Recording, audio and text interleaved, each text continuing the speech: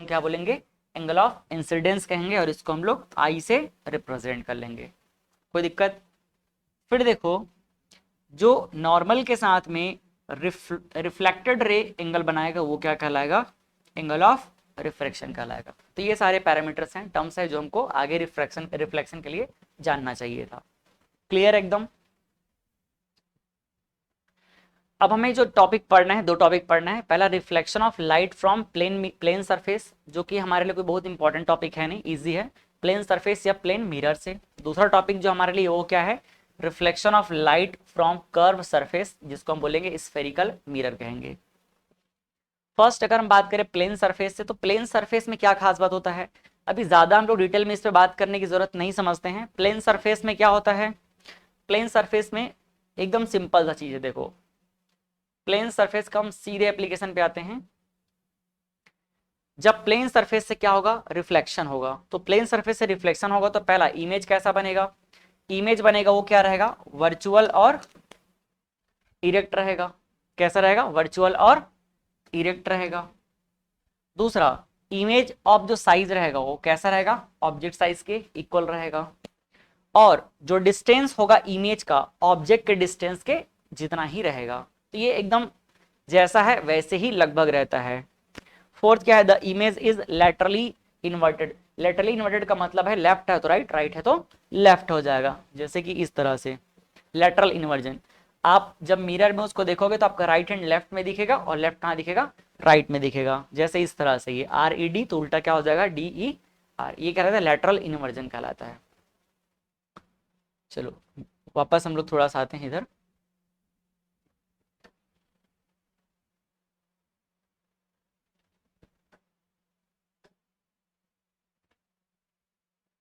कहाँ तक पहुंचे थे, reflection of light from the plane surface या मिरर। बट उससे पहले हम लोग यहाँ पर प्लेन मिरर को लिखे, तो प्लेन मिरर जानने की जरूरत है नहीं। प्लेन मिरर क्या होता है, जो हम लोग नॉर्मली यूज करते हैं, प्लेन ग्लास शीट जिसका वन साइड ऑफ विच क्या रहेगा, कोटेड रहेगा, सिल्वर कोटेड रहेगा, और दूसरा साइड क्या रहेगा। इस लाइट से दिक्कत तो नहीं हो रहा है, आंख फाँख ब्लिंक हो रहा है आप लोगों को, इसको बंद कर दो, अम्ब्रेला को। ये नॉर्मल एक समझ लो कि एक हमारे पास मिरर है। ये देखो, ये नॉर्मल एक मिरर है जिसका एक साइड क्या रहेगा, पॉलिश्ड रहेगा। बस यही क्या है, प्लेन मिरर है। ठीक है, लाइट इधर आया, इधर ही झटका करा के चला गया। प्लेन मिरर को बहुत कुछ हमको पढ़ने की जरूरत भी नहीं है। हमारा मेन टॉपिक क्या है, स्फेरिकल मिरर है। इंपॉर्टेंट टर्म्स क्या क्या है, ये जो मैंने बता दिया वो वापस लिखा हुआ है, इसकी जरूरत भी नहीं है। इंसिडेंट रे क्या होता है, ये सारा चीज यहां समझ आ गया ना, लिखा हुआ है, उसकी कोई जरूरत है नहीं। जो लाइट रे टकरा रहा है इंसिडेंट रे, जो टकरा के चला गया वो क्या कहलाएगा, रिफ्लेक्टेड रे। जिस पॉइंट पे टकरा रहा है वो क्या कहलाएगा, point of incidence. Normal incident ray के साथ जितना एंगल बना रहा है वो क्या कहलाएगा, angle of incidence. Normal refracted रे के साथ जो एंगल बना रहा है वो क्या कहलाएगा, एंगल ऑफ रिफ्रेक्शन। ठीक, तो इसकी जरूरत नहीं है, मैं इसको हटा देता हूँ सीधा। ये सब तो हम लोग फर्स्ट टाइम पढ़े तो जरूरत पड़ा था, अब इसकी कोई जरूरत नहीं है। नेक्स्ट जो अगला काम का टॉपिक आता है वो है law of reflection, laws of reflection. Reflection दो लॉ हम पढ़ते हैं। पहला, हमने जो डायग्राम देखा, ये देखो, यहाँ जितने एंगल पे लाइट इंसिडेंट हो रहा है उतने ही एंगल पे क्या हो जाएगा, ये रिटर्न हो जाएगा। ये पहला लॉ है। जब भी हम लोग रिफ्लेक्शन का फिनोमेना देखेंगे तो हर जगह हमको ये दिखाई देगा ही देगा, जितने एंगल पे लाइट आएगा उतने ही एंगल पे चला जाएगा। ठीक, दूसरा क्या है, एंगल ऑफ इंसिडेंस, रिफ्रेक्टेड रे, और ये नॉर्मल, इसको क्या बोलते हैं, नॉर्मल। ये क्या है, नॉर्मल।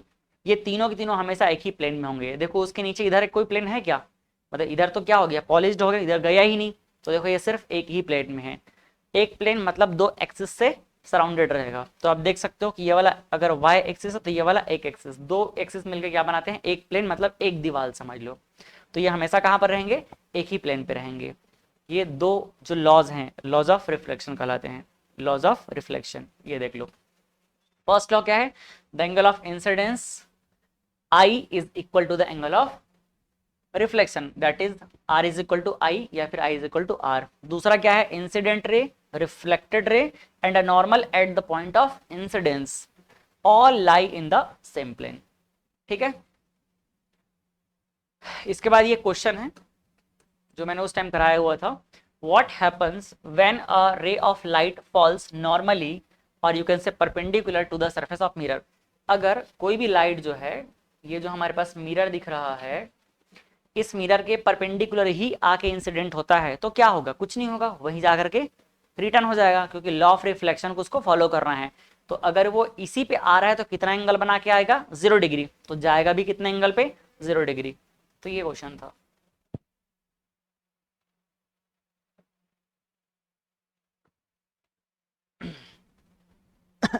इसके बाद हमारा टॉपिक जो बनता है इमेज क्या है। तो इमेज क्या है भाई, जब दो लाइट जो है रिफ्लेक्ट हो करके इंटरसेक्ट करते हैं एक दूसरे पे, तब किसका फॉर्मेशन होता है, इमेज का फॉर्मेशन होता है। जब दो लाइट क्या होते हैं, चाहे वो कन्वर्जिंग हो या डाइवर्जिंग हो, जब दो लाइट आपस में क्या करते हैं, टकराएंगे किसी ऑब्जेक्ट पे और वहां से रिटर्न होकर के जब वो रिफ्लेक्ट होंगे या रिफ्रैक्ट होंगे तब भी बनेगा आगे चल के। तो फिलहाल रिफ्लेक्शन पढ़ रहे हैं। तो जब दो लाइट जो है रिटर्न आ करके एक दूसरे को इंटरसेक्ट करते हैं, तो जिस पॉइंट पे इंटरसेक्ट करेंगे वही पॉइंट उनका क्या कहलाता है, इमेज कहलाता है। ठीक है, intersection point of light rays भी कह सकते हैं हम लोग इमेज को, द पॉइंट ऑफ कन्वर्जेंस और the point from where light appears to diverge after reflection और refraction is called image. Image हम दो तरीके से देखेंगे, पहला क्या है रियल इमेज, दूसरा क्या होगा वर्चुअल इमेज। रियल कब बनेगा, जब रियल में वो टकराएगा, जब वो हमको रियल में मिलेगा। वर्चुअल कब मिलेगा, जब उसको हम लोग बैकवर्ड लेकर के आएंगे। मतलब कन्वर्जिंग के केस पे क्या मिलेगा हमको, जब भी क्या होगा कन्वर्ज होगा, जब भी वो क्या होगा कन्वर्ज होगा तो क्या मिलेगा हमको, रियल मिलेगा। लेकिन जब भी वो क्या होगा डाइवर्ज होगा तो क्या मिलेगा, वर्चुअल। डाइवर्ज होगा तो हम उसको जानबूझ करके इमेजिन करने की कोशिश करेंगे, तो जब भी डाइवर्ज होगा तो मिलेगा वर्चुअल। ठीक, ये रियल इमेज जैसे है। तो a real image is formed by the intersection of reflection of light. इसकी जरूरत यहां नहीं है, ये जबरदस्ती आ गया है। इंटरसेक्शन ऑफ लाइट, वही जब कन्वर्ज होगा तब। तो जब भी लाइट रे अगर क्या होगा रियल रहेगा, तो एक बात तो हमको एकदम कंफर्म पता होना चाहिए कि लाइट रे जब रियल होगा तो हमेशा कैसा रहेगा, वो इन्वर्टेड रहेगा। तो रियल इन्वर्टेड। ठीक, मैं अब इतना नहीं समझ रहा हूँ कि आप लोगों को वापस एक एक चीज को एक्सप्लेन करने की जरूरत होगी करके, दिमाग में तो है सब कैसे कैसे बना था।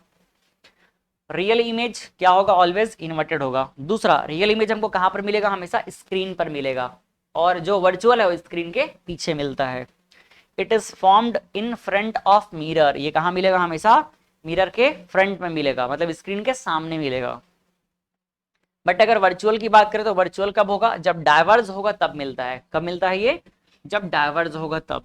और वर्चुअल इमेज हमेशा कैसा होता है, सीधा होता है, अपराइट होता है या इरेक्ट होता है। तो रियल हमेशा कैसा रहता है, रियल हमेशा रहता है इन्वर्टेड, और वर्चुअल हमेशा क्या रहता है, इरेक्ट या फिर अपराइट रहता है। दूसरा पॉइंट देखो वर्चुअल के लिए, virtual can not be projected on screen, इसको हम स्क्रीन प्रोजेक्ट नहीं कर सकते, क्योंकि ये स्क्रीन के कहा मिलता है हमको, पीछे मिलता है, बिहाइंड द स्क्रीन मिलता है। ठीक, जब रियल में मिलेगा तो रियल इमेज, और वो हमेशा उल्टा मिलता है।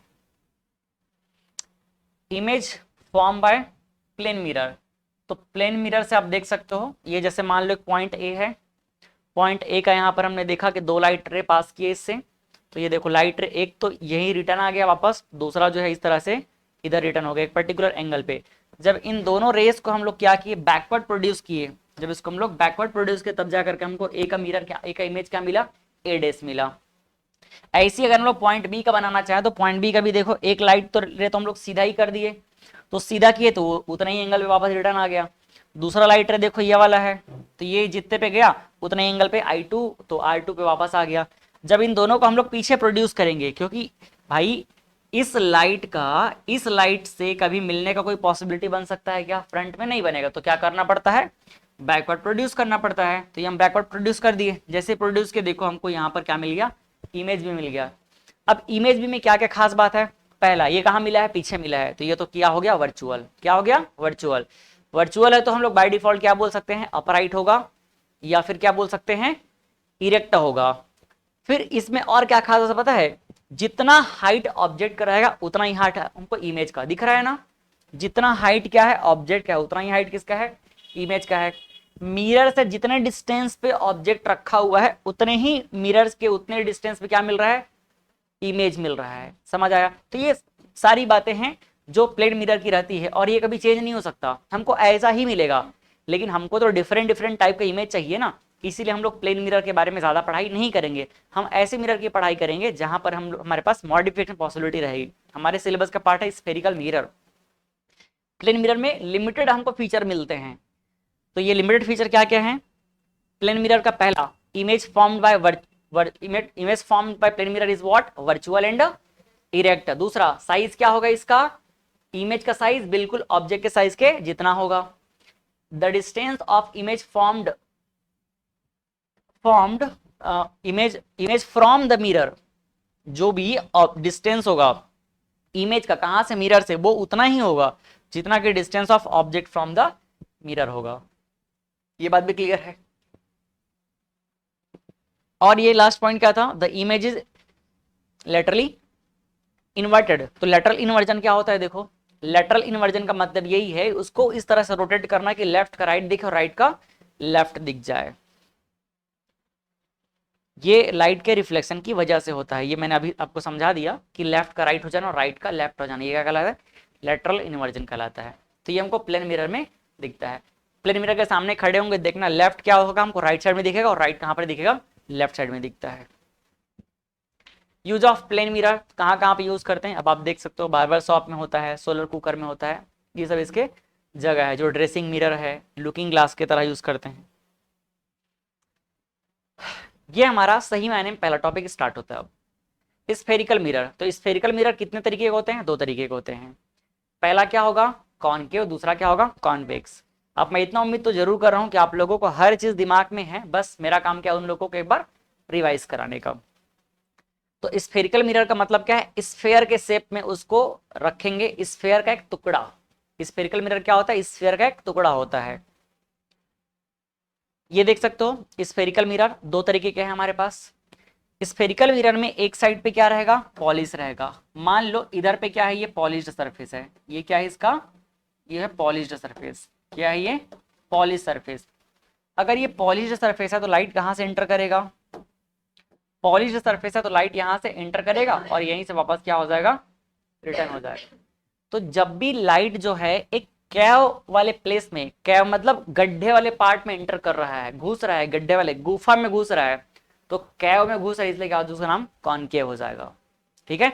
जब भी हमारा जो लाइट का एंट्रेंस रहेगा वो कैसा रहेगा, कैव में रहेगा। कैव मतलब क्या होता है, गुफा, कैव गड्ढे में है ना। ये देखो, ये कैव में घुस रहा है तो वही क्या हो जाएगा उसका रिफ्लेक्टिंग, ये रिफ्लेक्टिंग सरफेस हो जाएगा। ये वाला क्या हो जाएगा, रिफ्लेक्टिंग सरफेस। ये क्या हो जाएगा, पॉलिश्ड सरफेस। तो जब लाइट जो है अंदर की तरफ घुस रहा है गड्ढे में, तो उस तरह के मिरर को हम क्या बोलते हैं, कॉनकेव मिरर कहते हैं। और यहां देख सकते हो ये है पॉलिश्ड सरफेस। जब लाइट जो है एक बल्जिंग पार्ट में जा रहा है, ये देखो बल्ज वाले पार्ट है, मतलब उभरे हुए पार्ट में जा रहा है, और वहीं पर से क्या हो जाएगा, वो रिफ्लेक्ट होके बाहर भी आ जाएगा। तो ये है इसका रिफ्लेक्टिंग सरफेस। तो जब लाइट किसी उभरे हुए पार्ट में रिफ्लेक्ट जा रहा है और वहीं से रिफ्लेक्ट हो रहा है, तो ऐसे मिरर को हम क्या बोलते हैं, कॉन्वेक्स मिरर कहते हैं। मिरर को याद रख लो, बाकी लेंस तो उसका उल्टा कर देंगे हम लोग। तो जब गड्ढे में घुस रहा है तो क्या कहलाएगा, कॉनकेव मिरर। कैव में घुस रहा है इसलिए क्या हो जाएगा, कॉनकेव, और उसका उल्टा वाला क्या हो जाएगा, कॉन्वेक्स कहलाएगा। ठीक, अब मैं कोशिश ये करूंगा कि डायग्राम ज्यादातर मैं आप लोगों को एनसीईआरटी का पीडीएफ रख लिया हूं, चीजों को वहां से आपको बताने की कोशिश करूंगा, डायग्राम से बनाऊंगा नहीं, वहां से दिखा दूंगा। नेक्स्ट, अब अगर हमको स्फेरिकल मिरर को समझना है तो उसके कुछ इंपॉर्टेंट टर्म्स को हमको जानने पड़ेंगे। वो इंपॉर्टेंट टर्म्स क्या क्या है, मान लेते हैं कि ये हमारे पास एक क्या है, स्फीयर है। अगर इस स्फीयर को हम दो टुकड़े में काट देते हैं, ये मान लो दो टुकड़े हम इसको ब्रेक कर दिए, ठीक, एग्जैक्टली सेंटर से, ये क्या होगा इसका सेंटर। ये एक स्फीयर है, कर्वेचर है, तो इसको हम लोग सेंटर ऑफ कर्वेचर भी कह देंगे। क्या बोलेंगे इसको, सेंटर ऑफ कर्वेचर कह देंगे। और इसको हम लोग किससे रिप्रेजेंट करेंगे, सी से रिप्रेजेंट करेंगे।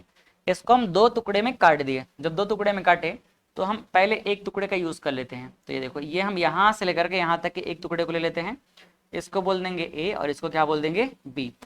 तो ये जितना पार्ट यूज किया जा रहा है, ये जितना टुकड़ा यूज किया जा रहा है ये क्या कहलाएगा, एपर्चर कहलाएगा। ये क्या कहलाएगा, ये एपर्चर कहलाएगा। ठीक है, तो ये हो गया ए बी एपर्चर।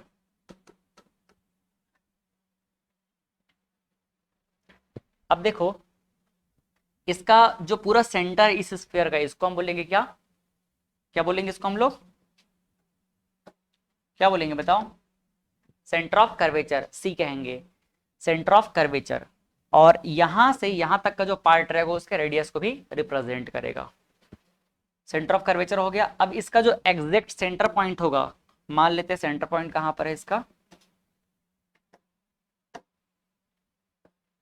ये इसका सेंटर पॉइंट है एग्जैक्ट। तो ये जो सेंटर पॉइंट है ना, ये क्या कहलाता है, एपर्चर का एग्जैक्टली सेंटर पॉइंट कहलाता है पोल। क्या कहलाता है, पोल। सेंटर ऑफ कर्वेचर और पोल दोनों को ज्वाइन करता हुआ जो लाइन है ये कहलाता है क्या, प्रिंसिपल एक्सिस। प्रिंसिपल एक्सिस,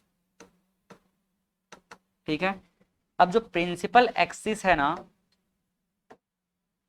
ये प्रिंसिपल एक्सिस से यहां तक का जो डिस्टेंस है ये क्या कहलाता है, रेडियस ऑफ कर्वेचर कहलाता है।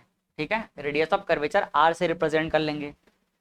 अब देखो इसका जो सेंटर पॉइंट होगा, सी और पी के बीच का जो सेंटर पॉइंट होगा वो क्या कहलाएगा, फोकस कहलाएगा। क्या कहलाएगा, ये फोकस कहलाएगा। तो मैं एक साइड में बता रहा हूं, दूसरा आप लोग अपने आप सेम समझ लेना। फोकस पे अब आप देख सकते हो एक चीज और, यहां अगर हम आधे आधे की बात करें इन दोनों प्लेस की, तो भाई ये क्या कहलाएगा, फोकल लेंथ कहलाएगा। फोकस से लेकर के पोल तक का जो डिस्टेंस होगा ये क्या कहलाएगा, फोकल लेंथ, जिसको हम लोग स्मॉल एफ से रिप्रेजेंट करेंगे। ठीक, सारा चीज दिमाग में आ गया। बस इतने ही टर्म है जो हमको जानने थे। पहला क्या देखे हम लोग कि जो भी रिफ्लेक्टिंग पार्ट हम लोग सेलेक्ट किए हैं वो क्या कहलाएगा, एपर्चर कहलाएगा। जो उसका सेंटर होगा वो कहलाएगा पोल। जो भी हम लोग स्फीयर ले रहे हैं, हॉलो स्फीयर, उसका सेंटर क्या कहलाएगा, centre of curvature. Centre of curvature से पोल तक का डिस्टेंस क्या कहलाएगा, रेडियस ऑफ कर्वेचर कहलाएगा। और देखो रेडियस ऑफ कर्वेचर का आधा कर दो, उसका हाफ, बीच का पॉइंट, तो क्या कहलाएगा, फोकस कहलाएगा। तो यहां से हम लोग एक रिलेशन भी देख सकते हैं कि जो रेडियस आर है ना, वो जो फोकल लेंथ है उसका क्या हो जाएगा, डबल होगा। ठीक है, या एफ इज इक्वल टू क्या लिख सकते हैं, r/2। तो इस पे हम लोग न्यूमेरिकल भी सॉल्व करते हैं, ये यूज होता है, दिमाग में रखना। ठीक, फोकल लेंथ क्या है, पोल से लेकर के फोकस तक का डिस्टेंस। ठीक है, चलो तो ये सारा चीज लिखा हुआ है, इसको आराम से आप लोग पढ़ लेना। वैसे जानते हो आप लोग तो पढ़ने की जरूरत भी नहीं है। बाकी रिलेशन मैंने अभी बताया कि जो रेडियस होगा वो क्या हो जाएगा, 2f होता है, या f इज इक्वल टू क्या होता है, r/2। फोकल लेंथ क्या होता है, रेडियस का आधा होता है। एकदम क्लियर है ये सब। इस पे हम लोग न्यूमेरिकल क्वेश्चन भी सॉल्व किए थे, तो सब तो अच्छे से दिमाग में होगा ही।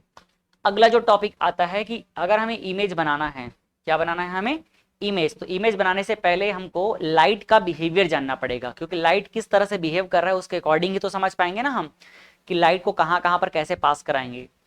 तो बिहेवियर ऑफ लाइट रे, बिहेवियर ऑफ लाइट रे with spherical mirror. Spherical mirror से जब लाइट पास होगा तो वो किस तरह से बिहेव करेगा, ये हमें जानना है। तो एक बार हम देखते हैं कि कितनी पॉसिबिलिटी है। पहले तो ये मैं पहले पॉसिबिलिटी की बात कर लेता हूं। भाई ये हमारे पास दोनों तरीके का सेटअप है। ये कौन सा मिरर है, ये कॉनकेव मिरर। ये कौन सा मिरर है, कॉन्वेक्स मिरर। कितनी जगह से लाइट के पास होने का पॉसिबिलिटी है। ये तो प्रिंसिपल एक्सिस हो गया, ये क्या हो गया, प्रिंसिपल एक्सिस। ये क्या कहलाएगा, पोल कहलाएगा, पी हो गया। ये भी क्या हो जाएगा, पोल पी कहलाएगा। अब देखो इसमें कहाँ कहाँ पर ब्रेकर पॉइंट है। तो भाई यहाँ पर है क्या, फोकस एफ, और इधर पे क्या है, उसके डबल पे सेंटर ऑफ कर्वेचर सी। वैसे आप यहाँ पे देख सकते हो, यहाँ पर क्या है, फोकस एफ है और इधर पे क्या है, सेंटर ऑफ कर्वेचर सी है। अब एक ऑब्जेक्ट को कहां कहां पे रखा जा सकता है। पहला पॉसिबिलिटी, फर्स्ट पॉसिबिलिटी तो ये है कि जो भी ऑब्जेक्ट है वो कहां से स्टार्ट होगा, ये है इनफाइनाइट पॉइंट। ये कौन सा पॉइंट है, ये इनफाइनाइट पॉइंट, और ये भी क्या है, वैसे ही इनफाइनाइट पॉइंट है। तो पहला पॉसिबिलिटी तो ये है कि लाइट अगर कोई ऑब्जेक्ट इनफाइनाइट पॉइंट पे है तो वहां से लाइट आ सकता है, और अगर इनफाइनाइट पॉइंट से लाइट आएगा तो बताओ वो कैसे आएगा, प्रिंसिपल एक्सिस के पैरेलल आएगा। फर्स्ट जो लाइट है वो कैसे आ सकता है, प्रिंसिपल एक्सिस के पैरेलल। तो ये देखो पहला पॉसिबिलिटी ये है कि लाइट रे कैसा हो सकता है, प्रिंसिपल एक्सिस के पैरेलल, ये फर्स्ट पॉसिबिलिटी है। सेकंड पॉसिबिलिटी क्या है, लाइट कैसे आए, सेकंड पॉसिबिलिटी है कि लाइट जो है फोकस से पास होते हुए आए, फोकस से पास होते हुए, लेकिन इसमें फोकस से तो पास नहीं हो पाएगा, तो इस तरह से आए कि हमको लगे कि ये कहां से पास हो रहा है, फोकस से पास हो रहा है। तो लगे उसके लिए हमें क्या करना पड़ेगा, उसके लिए हमको मिरर से आगे वाले पार्ट को इस तरह से डॉट में रिप्रेजेंट कर देना है। थर्ड क्या पॉसिबिलिटी है, थर्ड पॉसिबिलिटी है कि वो सेंटर ऑफ कर्वेचर से पास हो, सेंटर ऑफ कर्वेचर से। यहां सेंटर ऑफ कर्वेचर से पास तो नहीं हो सकता, तो वो कैसे करेगा भाई, सेंटर ऑफ कर्वेचर से पास नहीं हो सकता तो उसको पास जबरदस्ती कराना पड़ेगा। एक मिनट,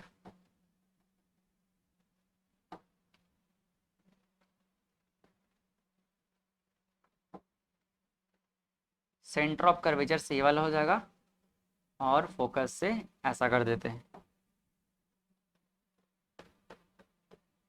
ये देखो ये हो जाएगा फर्स्ट, फोकस से हो गया सेकंड, और ये थर्ड हो जाएगा सेंटर ऑफ कर्वेचर से। यहां भी सेंटर ऑफ कर्वेचर वाले को बना लेते हैं वापस, ये हो जाएगा थर्ड। फोर्थ क्या पॉसिबिलिटी है, फोर्थ पॉसिबिलिटी की पोल से, कहां से, पोल से, तो ये फोर्थ, पोल पे जाके टकराए, ये देख सकते हो पोल पे टकराएगा तो ये हो जाएगा फोर्थ। ये चार पॉसिबिलिटी है। अब इन चारों कंडीशन में वो कैसे बिहेव करेगा ये हमें देखना है। तो पहला, a ray of light passes parallel to principal axis after reflection passes through, मतलब सिंपल वर्ड में समझाता हूं इसको मैं आप लोगों को, एक मिनट डायग्राम को मैं लेके आता हूं, बताना तो कौन कौन सा डायग्राम है ये, हम थ्योरी पढ़ के टाइम पास नहीं करने वाले, सीधा अपन डायग्राम देते, बताओ। 9.3 किधर दिख रहा है, 9.3 और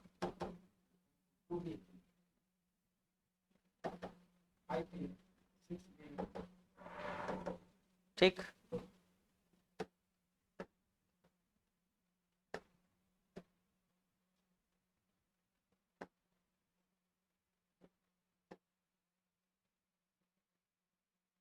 देखो फर्स्ट, अगर लाइट रे प्रिंसिपल एक्सिस के पैरेलल जा रहा है, अगर लाइट रे प्रिंसिपल एक्सिस के पैरेलल जा रहा है तो कुछ नहीं है, पैरेलल जाएगा तो कहां से रिटर्न हो जाएगा, फोकस से।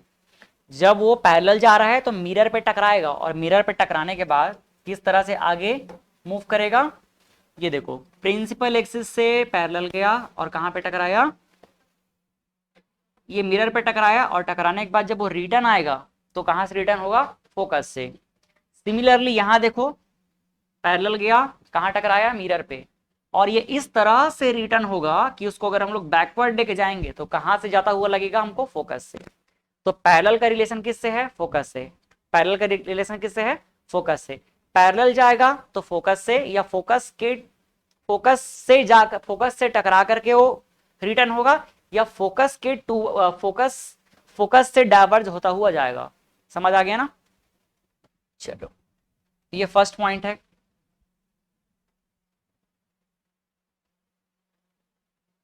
सेकंड, अब यहां पर फोकस के बारे में समझ लेते हैं हम लोग थोड़ा सा। फोकस क्या है भाई, फोकस वो पॉइंट है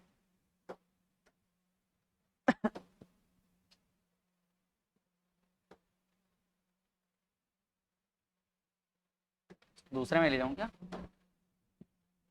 देखो फोकस क्या है, फोकस कॉनकेव मिरर और कॉन्वेक्स मिरर दोनों में वो पॉइंट होता है जहां पर से अगर हम पैरेलल लाइट रेस को लेकर के जाते हैं, पैरेलल लाइट रेस को लेकर के जाते हैं तो कॉनकेव मिरर में वो फोकस पे जाकर के कन्वर्ज हो जाता है। मतलब parallel light rays concave mirror के केस में जिस पॉइंट पे कन्वर्ज हो जाएगा, और कॉन्वेक्स मिरर के केस में जिस पॉइंट से डाइवर्ज होता हुआ नजर आएगा, वही पॉइंट क्या कहलाता है, फोकस कहलाता है। ठीक है, ये देख सकते हो आप, पैरेलल लाइट रह गया, कहां से आया, फोकस से। पैरेलल लाइट रे गया, कहां से रिटर्न हुआ, फोकस से। पैरेलल लाइट रे गया, कहां से, फोकस से। तो फोकस वो पॉइंट होता है कॉन्केव मिरर के केस में जहां पर पैरेलल लाइट रेस खुद को क्या कर देती है, कन्वर्ज कर देती है। ठीक, अगर हमको इसी को डेफिनेशन को, फोकस को कॉन्वेक्स मिरर में रिप्रेजेंट करना है तो फिर से पैरेलल लाइट ले लो।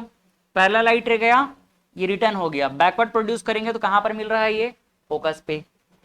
पैरेलल लाइट रह गया, रिटर्न हुआ, बैकवर्ड प्रोड्यूस करेंगे कहां पर मिलेगा, फोकस पे। तो भाई फोकस से ये भाग रहा है, ऐसा लग रहा है ना, फोकस से डायवर्ज हो रहा है। तो कहने का मतलब ये है कि फोकस वो पॉइंट है जहां पर कॉन्केव मिरर में लाइट कन्वर्ज होता है और कॉन्वेक्स मिरर में डायवर्ज होता है।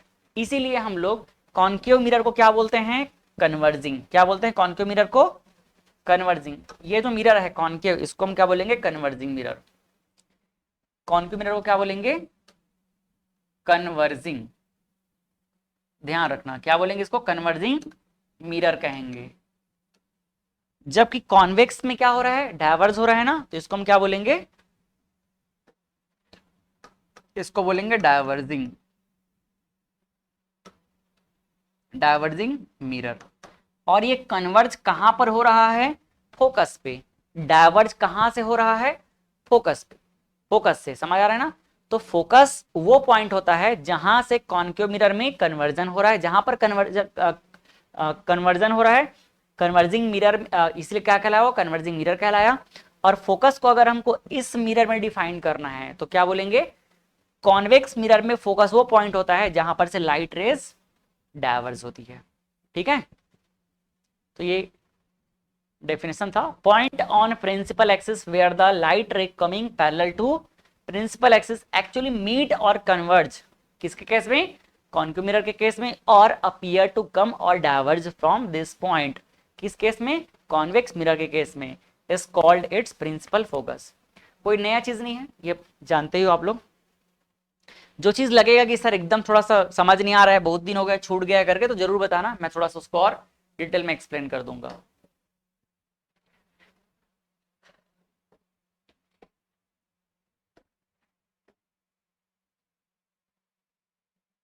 चलो अगला, अगला हम देखते हैं क्या। पहला जो लाइट रे है कहां से पास हुआ, फर्स्ट लाइट रे पास हुआ है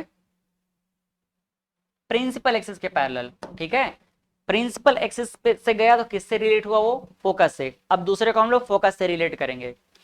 अगर लाइट रे फोकस से पास हो रहा है तो ऑब्वियस सी बात है मिरर पे टकराएगा। तो देखो मिरर पे टकराने के बाद वो कैसे रिटर्न हो जाता है, प्रिंसिपल एक्सिस के पैरेलल। कौन से केस में, कॉन्केव मिरर के केस में। ठीक, लेकिन अगर कॉन्वेक्स मिरर में हम देखें तो कॉन्वेक्स मिरर में भाई फोकस को तो पार नहीं कर सकते ना, तो फोकस की तरफ जाकर के टकराएगा। देखो फोकस की तरफ जाते हुए ये मिरर पे टकराया, और इसका जो रिटर्न होगा, क्योंकि पॉलिश्ड सरफेस है तो आगे तो जा नहीं सकता, तो जब ये रिटर्न होगा तो कैसे रिटर्न हो जाएगा, प्रिंसिपल एक्सिस के पैरेलल। समझ आएगी नहीं। आपको बस एक ही बात ध्यान रखना है, क्या बात, कि पैरेलल जाएगा तो फोकस से रिलेट करेगा, फोकस से रिलेट रहेगा तो पैरेलल होकर वापस आ जाएगा। समझ आया ना। अब बाय डिफॉल्ट ये आप जानते हो कि कॉन्केव के केस में फोकस को टच करना पॉसिबल है, लेकिन यहां टच करना पॉसिबल है क्या, नहीं है, तो उसकी तरफ जाएगा, बस इतना बोलते हैं हम लोग, डायरेक्टेड या टूवर्ड्स बोलते हैं। क्लियर है। जो लाइट रे फोकस से पार होकर जा रहा है या फोकस की तरफ जा करके पॉलिश जो हमारा सरफेस उसको टकरा रहा है, तो जब रिटर्न आएगा तो कैसे हो जाएगा, वो प्रिंसिपल एक्सिस के पैरेलल हो जाएगा। ठीक है। थर्ड, अब देखो थर्ड वाला क्या रहेगा,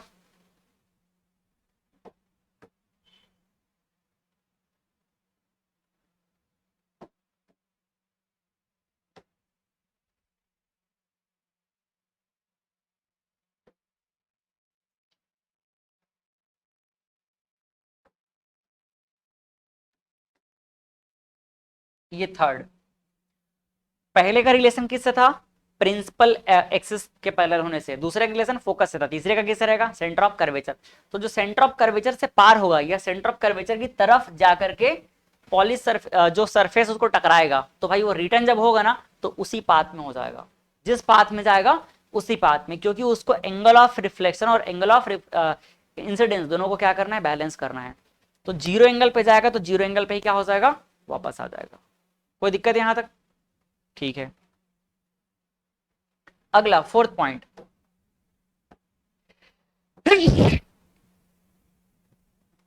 फोर्थ पॉइंट क्या है, अगर वो पोल पे टकरा रहा है, अगर वो किस पे टकरा रहा है, पोल पे, तो पोल पे जितने एंगल पे, प्रिंसिपल एक्सिस जितने एंगल पे जाकर के पोल पे टकराएगा उतने ही एंगल पे क्या हो जाएगा, रिटर्न हो जाएगा। जितने एंगल पे टकरा के जाएगा उतने एंगल पे क्या हो जाएगा, वो टकरा के वापस आ जाएगा। तो हमने देखा लाइट रे का 4 यहां पर बिहेवियर पॉसिबल था। पहला, पैरेलल जाएगा, फोकस से रिलेट होकर आएगा, फोकस से टकराएगा या फोकस की तरफ जाएगा तो पैरेलल आ जाएगा, सेंटर ऑफ कर्वेचर से पास होकर के जाएगा तो वैसे का वैसे रह जाएगा, बिना कोई डिफ्लेक्शन के वो रिटर्न हो जाएगा। फोर्थ, अगर पोल पे टकराएगा तो जितने एंगल पे टकराएगा उतने एंगल पे रिटर्न आ जाएगा। समझ आया कि नहीं, ये 4 चीज था। फिर ये हमने लिखा हुआ था कि नोट करके, parallel light rays converge at infinity. Parallel light rays कहां पर मिलती है, इन्फिनिटी, हमको पता नहीं चलता कहां पर मिल रहा है, तो हम बहुत दूर पे इनफाइनाइट पोजीशन पे मिलता है, ऐसा हम लोग उसको रियलाइज कर लेते हैं। Light ray coming from infinity, और अगर इनफाइनाइट पोजीशन से कोई लाइट रे आ रहा है मतलब वो कैसा लाइट होगा, पैरेलल, ये आपको दिमाग में रखना है। Image formed bye spherical mirror, अब स्फेरिकल मिरर से इमेज कितने तरीके के बन सकते हैं, ये डिपेंड करेगा कि स्फेरिकल मिरर के सामने हम लोग कितने तरीके से ऑब्जेक्ट को रख सकते हैं। तो कहाँ कहाँ पॉसिबिलिटी है, अगर हम इसमें पोजीशन डिफाइन करें तो पहला तो ये पोजीशन क्या हो जाएगा, पोल का, दूसरा ये क्या हो जाएगा, फोकस का, और तीसरा क्या हो जाएगा, ये सेंटर ऑफ कर्वेचर सी का। ठीक है, यहां देख सकते हैं ये अगेन क्या हो जाएगा, पोल, ये क्या हो जाएगा, फोकस, ये क्या हो जाएगा, centre of curvature C. Object को कितनी जगह पे रखना पॉसिबल है, पहला पॉसिबल है इनफाइनाइट पे, पहला कहां पॉसिबल है, इनफाइनाइट पे। दूसरा कहां पॉसिबल है, दूसरा पॉसिबल है सी और इनफाइनाइट के बीच पे। देखो ये क्या है, सेकंड पॉसिबिलिटी है, ये सेकंड पॉसिबिलिटी। थर्ड कहां पॉसिबल है, सी पे, ठीक। फोर्थ कहां पॉसिबल है, सी और एफ के बीच में। फिफ्थ कहां पॉसिबल है, एफ पे। और सिक्स कहां पॉसिबल है, एफ और पी के बीच में। सेवेंथ कहां पॉसिबल है, और पोल पे, इनफाइनाइट पे तो हो गया ना, पोल पे, हाँ पोल पे खड़े हो जाओ, हाँ, चढ़ जाओ पोल पे, है ना भाई, मिरर पर चढ़ के थोड़ी कोई देखेगा। 6 पॉसिबल है, इसके अलावा और पॉसिबल है क्या, नहीं है। यहां देख लो, यहां भाई मिरर के अगर हम देखें सामने तो ये सब तो है ही नहीं, मिरर के पीछे बन गया, तो एक क्या पॉसिबिलिटी है, इनफाइनाइट पे, पहला कहां पॉसिबल है, और दूसरा पोल और इनफाइनाइट के बीच में कहीं पर भी ले लो, सब इक्वल है, तो ये 2 ही पॉसिबिलिटी है। ठीक, क्या हुआ, ये कौन सा मिरर है, ये कन्वर्जिंग मिरर, कॉनकेव मिरर, ये कौन सा मिरर है, डाइवर्जिंग मिरर। ठीक, अब क्या आप लोग मेरे से उम्मीद कर रहे हो कि मैं एक एक को सबको बताऊं वापस, हाँ अच्छी बात है, फिर समझदार हो आप लोग। कहाँ यार अपना डायग्राम निकालते हैं, आप लोगों को मैं याद करा देता हूं अभी तुरंत। इमेज फॉर्म बाय कॉनकेव, कौन सा टेबल कहाँ है, टेबल दिख रहा है, ये 9.1, ठीक, 9.7।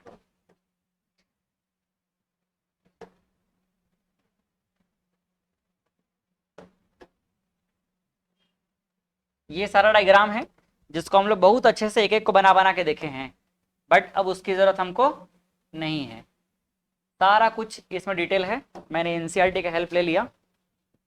पहला देखो पोजीशन ऑफ ऑब्जेक्ट, जो कि हम लोग 6 पोजीशन जानते हैं।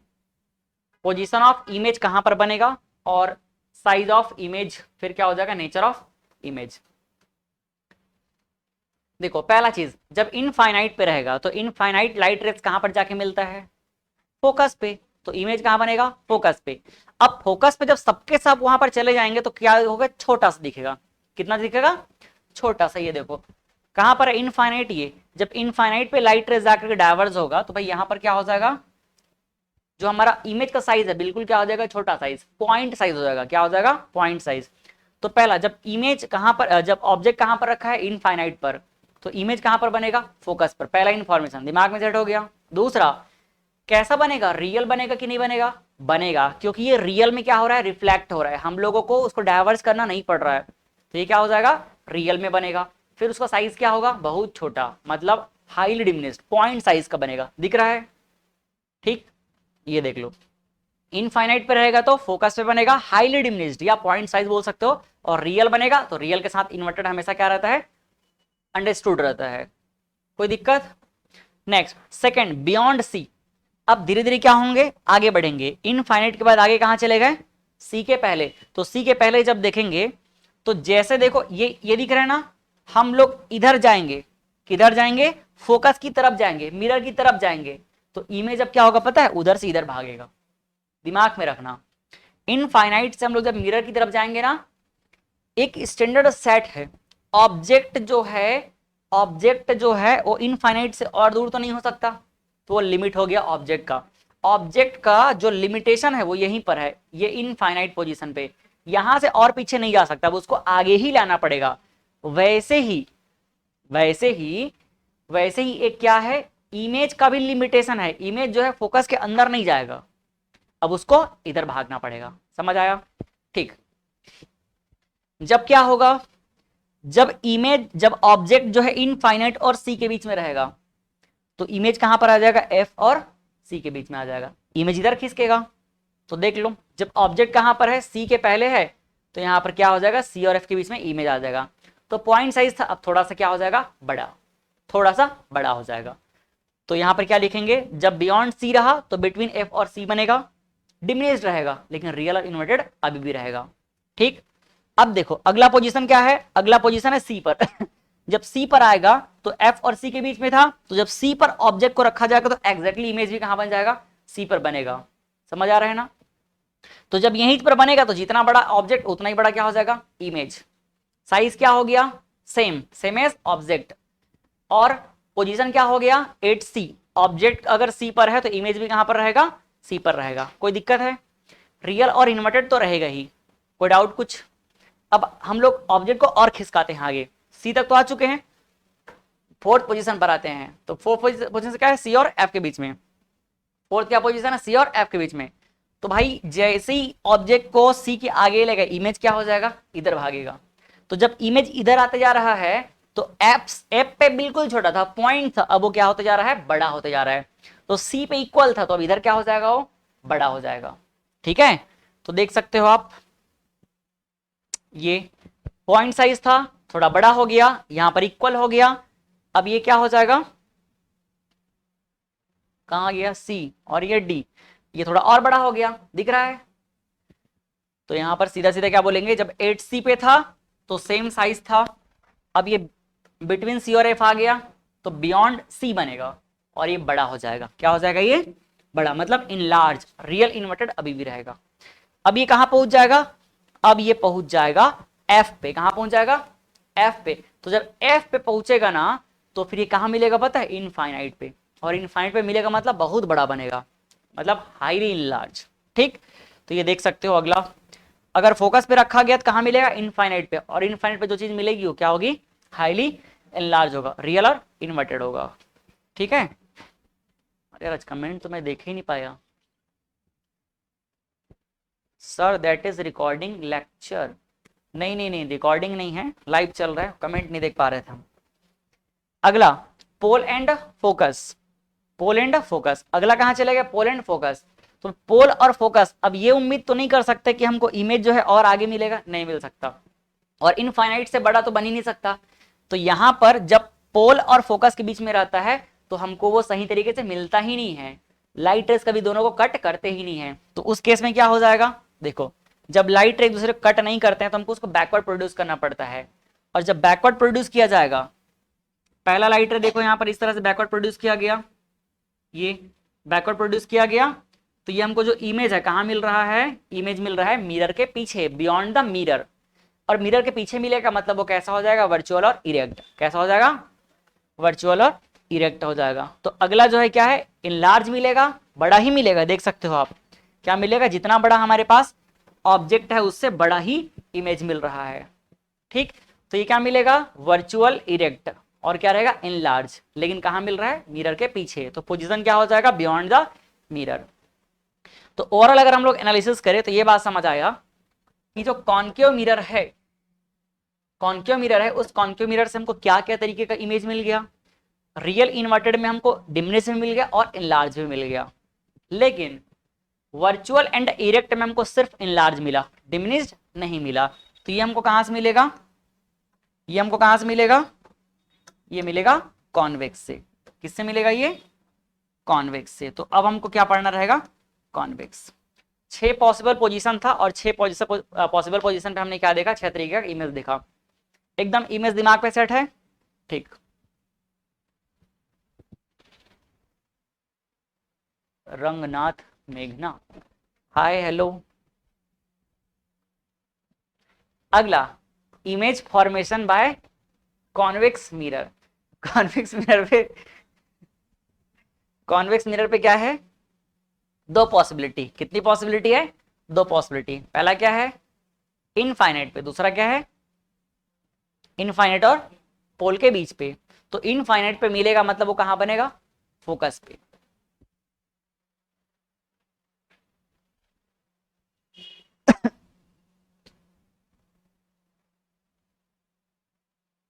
क्या था हिमल, टेबल नंबर 2, कहां है टेबल 2, ये हो गया। और इमेज कितना था, 9.8। याद रखना अगले नंबर को, ठीक है। कम से कम यही चीज तो सीखो धीरे, तब तो दिमाग में चीजें रुकनी शुरू होंगी ना। ऐसा क्या, ठीक है। तो जो जो कुछ कर रहा हूँ सब पे ध्यान रखो।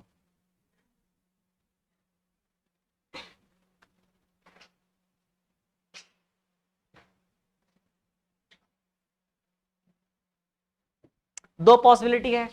फर्स्ट पॉसिबिलिटी देखो आप लोग, फर्स्ट क्या पॉसिबिलिटी है भाई, अगर इनफाइनाइट पे तो लाइट रेस पैरेलल आएंगी और पैरेलल लाइट रेस जो है कहां से डाइवर्ज होते हुए नजर आएंगी, फोकस से। तो ये देख लो, ये हमको अगर हम लोग पीछे प्रोड्यूस करेंगे तब जाके फोकस पे मिलेगा, और फोकस पे मिलेगा तो एकदम छोटा सा मिलेगा, है ना, एकदम छोटा सा। तो एट इन्फिनिटी पे क्या हो जाएगा, वो हमको मिलेगा फोकस पे हाईली डिमिनिश्ड पॉइंट साइज, लेकिन कैसे मिलेगा, उल्टे साइड में। तो क्या रहेगा, वर्चुअल एंड इरेक्ट। दूसरा देखो, अगर ये कहां पर है, इनफाइनाइट और पोल के बीच में है, तो भी ये पीछे साइड पे ही मिलेगा। तो पीछे मिलेगा, लेकिन ये क्या मिलेगा, छोटा मिलेगा। डिमिनिश्ड इतनी मिला था हमको ना, वर्चुअल में क्या नहीं मिला था, डिमिनिश्ड। तो देखो ये भी मिल गया उल्टे करने पे, ठीक है। हिमल ये थोड़ी बोल रहे हो कि सर एक बार बना के बता दो वाला, नहीं बोल रहा ना। चलो तो ये देखो, इनफाइनाइट और पोल के बीच में मिलेगा तो क्या हो जाएगा, between P and F behind the mirror. ये कहां मिलेगा, देख सकते हो आप, पी और एफ के बीच में मिलेगा। कहां पर मिलेगा, पी और एफ के बीच में, मिरर के पीछे साइड में, ठीक। और क्या मिल रहा है वो, छोटा, क्योंकि फोकस के अंदर मिल रहा है ना यार। तो फोकस से बाहर उधर जाता तब थोड़ा बड़ा होने का चांस रहता, लेकिन फोकस के अंदर क्या रहेगा, छोटा ही रहेगा। कोई दिक्कत यहां तक में। और नेचर क्या रहेगा, वर्चुअल इरेक्ट। हम कॉन्वेक्स मिरर में तो उम्मीद ही नहीं कर सकते कि हमको क्या मिले, रियल मिले। हमेशा क्या मिलेगा वहां, वर्चुअल मिलेगा और इरेक्ट मिलेगा। कॉन्केव में क्या होता है, 5 बार रियल मिलता है, 1 बार क्या मिलता है, वर्चुअल। और जब वर्चुअल मिलता है तो क्या मिलता है, इनलार्ज। कोई दिक्कत। तो हम लोग रिफ्लेक्शन को समझ लिए। इसके बाद यूज है, इसको आराम से आप लोग पढ़ना क्या क्या यूज करते हैं। ये यूज आप लोगों के लिए है। हम चलते हैं अब significance of sine convention of spherical mirror. Spherical mirror में हम जब अब न्यूमेरिकल पर्पज से यूज करेंगे तो साइन कन्वेंशन कैसा लेंगे, क्योंकि लाइट है दोनों डायरेक्शन पे जाएगा, इधर होगा और उधर रिफ्लेक्ट होगा भी आ रहा है। तो इमेज ऑब्जेक्ट का भी ऊपर नीचे हाइट रहेगा, तो लेफ्ट राइट ऊपर नीचे इन सब में किसको कैसे साइन कन्वेंशन करेंगे, इसको हमको समझना है। तो एक सिंपल तरीके से देखा जाए तो बस एक बात को दिमाग में रखना, ऊपर पॉजिटिव नीचे निगेटिव। डायरेक्शन अगर इमेज का कैसा है, ऐसे लेफ्ट से राइट है, लेफ्ट से राइट है, तो समझ जाना इमेज के डायरेक्शन में पॉजिटिव, उसके इमेज के उल्टा, लाइट के डायरेक्शन में पॉजिटिव, लाइट के उल्टा डायरेक्शन में निगेटिव। बस मान लेते हैं ये हमारे पास प्रिंसिपल एक्सिस है, और मैं चाहे चाहे हमारे पास क्या हो, कॉनकेव हो या कॉन्वेक्स हो, दोनों को मैं एक डब्बे से बना देता हूं। ठीक है, ये कॉनकेव कॉन्वेक्स दोनों ही मिरर हो गया मान के चलो। और लाइट भी बना देते हैं।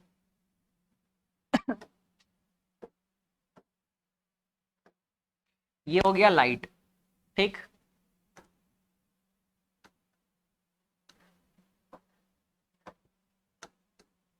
ये क्या है, लाइट है।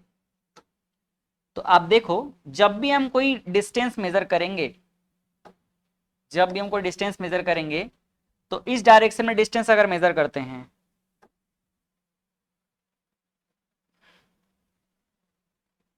इधर के डायरेक्शन में डिस्टेंस मेजर करते हैं, तो उसको क्या माना जाएगा, क्या माना जाएगा इसको, पॉजिटिव।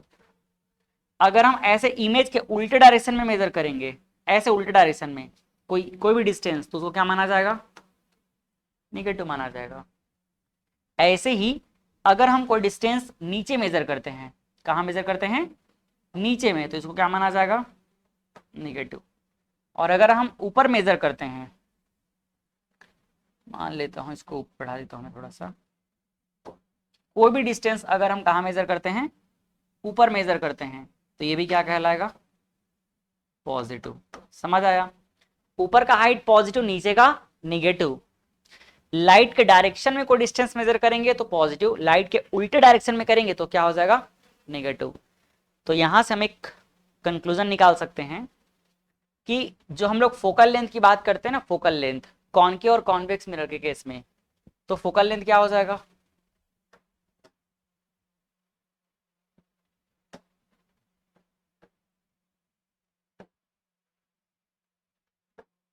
ये देखो, ये कौन सा मिरर है, कॉनकेव। कॉनकेव मिरर के इधर क्या रहता है, पॉलिश्ड। तो भाई इसका फोकल लेंथ किधर रहेगा, यहां पर रहेगा ना। तो ये फोकल लेंथ को देखो कैसे मेजर कर रहे हैं हम लोग, उल्टे डायरेक्शन में। किधर मेजर कर रहे हैं, ये उल्टे डायरेक्शन में कर रहे हैं, उल्टे डायरेक्शन में। तो ये क्या कहलाएगा, ये निगेटिव कहलाएगा। क्या हो जाएगा, ये निगेटिव। ये फोकल लेंथ क्या हो जाएगा, निगेटिव। तो कॉनकेव मिरर में फोकल लेंथ क्या होता है, निगेटिव। बात समझ आया, ठीक। दूसरा, दूसरा आप देख लो कॉन्वेक्स मिरर में। तो कॉन्वेक्स मिरर ऐसा रहता है, इधर पे क्या रहता है, पॉलिश्ड सरफेस। ये पॉलिश्ड सरफेस है। तो भाई इसका जो स्फीयर है वो तो अंदर है ना, जब इसको मैं कंप्लीट करूंगा तो स्फीयर कहां बनेगा, अंदर में। तो ये हो जाएगा फोकस। और अगर ये फोकस है तो इसका फोकल लेंथ क्या होगा, ये वाला होगा, इधर के डायरेक्शन पे जा रहा है। तो लाइट के डायरेक्शन पे मेजर कर रहे हैं ना, तो ये क्या कहलाएगा, फोकल लेंथ जो है निगेटिव, पॉजिटिव हो जाएगा। क्या हो जाएगा, ये पॉजिटिव। यहाँ फोकल लेंथ जो कॉनकेव मिरर है उसमें हमको उल्टे डायरेक्शन में मेजर करना पड़ रहा है, इसलिए फोकल लेंथ क्या होता है, निगेटिव, जबकि इसमें क्या होता है, पॉजिटिव। ठीक, इस बात को दिमाग में रखना, क्योंकि मैंने आप लोगों को लेंस को भी इसी से रिलेट करना सिखाया है।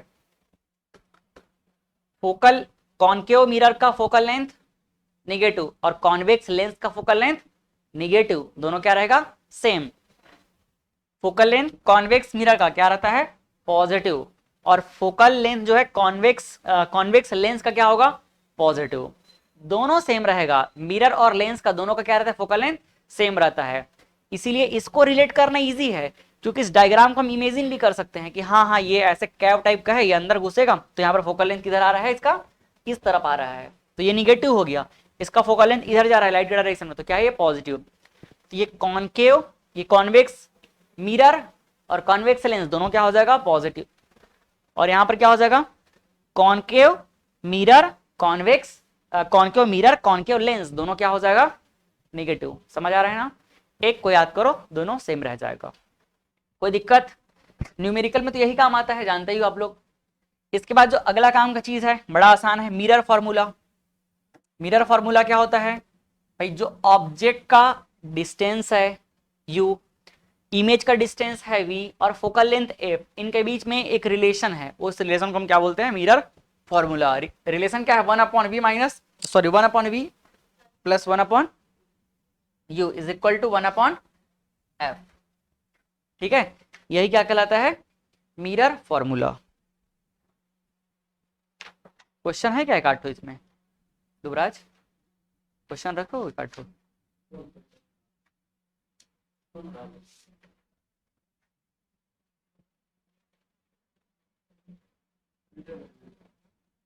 नीडल है ना।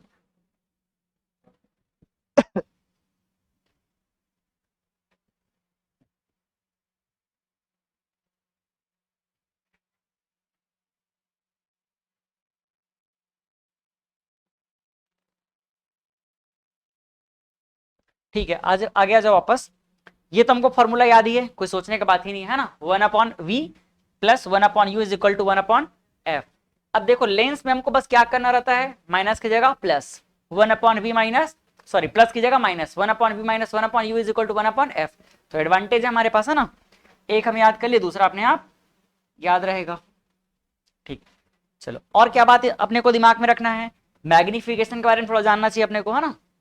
तो मैग्निफिकेशन क्या होता है, height of image upon height of object, यही रिलेशन क्या कहलाता है, मैग्निफिकेशन। मतलब ऑब्जेक्ट के कंपैरिजन में कितना बड़ा या छोटा बना इमेज का हाइट जो है, वही क्या कहलाता है, मैग्निफिकेशन कहलाता है। एम, इसको हम लोग चाहें तो किससे निकाल सकते हैं, इमेज और ऑब्जेक्ट के डिस्टेंस से भी निकाल सकते हैं।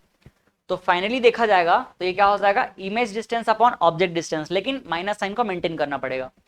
तो हम सीधा इसको याद रखेंगे। पहला फॉर्मूला जो हमको याद रखना है वो क्या है, ये वाला है। दूसरा फॉर्मूला जो हमारे दिमाग में होना ही चाहिए वो क्या है, मैग्निफिकेशन का। तो मैग्निफिकेशन क्या हो जाएगा, एच डेस मतलब इमेज का height, H dash upon H minus V upon U. Minus V क्या हो जाएगा, मिरर से इमेज का डिस्टेंस, यू क्या हो जाएगा, मिरर से ऑब्जेक्ट का डिस्टेंस। ठीक है, इसके बाद significance of sine of magnification. तो भाई मैग्निफिकेशन का जो साइन होगा वो क्या बताता है हमको, अगर m का वैल्यू निगेटिव हो गया इसका मतलब ये है कि इमेज क्या होगा, रियल एंड इन्वर्टेड। समझ आ रहा है, रियल एंड इन्वर्टेड। क्योंकि आप देखो रियल और इन्वर्टेड जब होगा तो हमेशा क्या होता है, नीचे बनता है। हमेशा इमेज कहाँ बनता है, नीचे बनता है। और नीचे बनता है तभी तो क्या होगा, निगेटिव आएगा ना। भाई ऑब्जेक्ट कहाँ रहता है, ऊपर में, मतलब ऑब्जेक्ट का हाइट क्या हो गया, पॉजिटिव।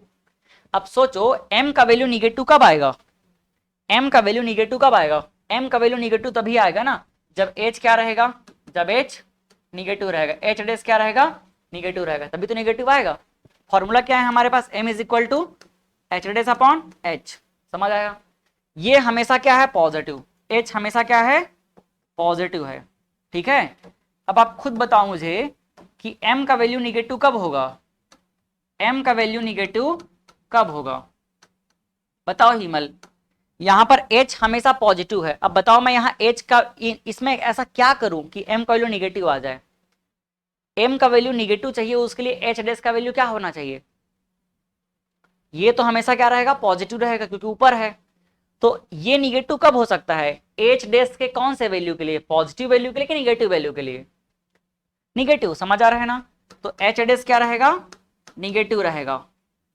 जब h डेस क्या रहेगा, ये आप लोगों को ऑब्जेक्टिव क्वेश्चन में या स्टेटमेंट में पूछ सकता है, सही इसलिए समझा रहा हूं मैं।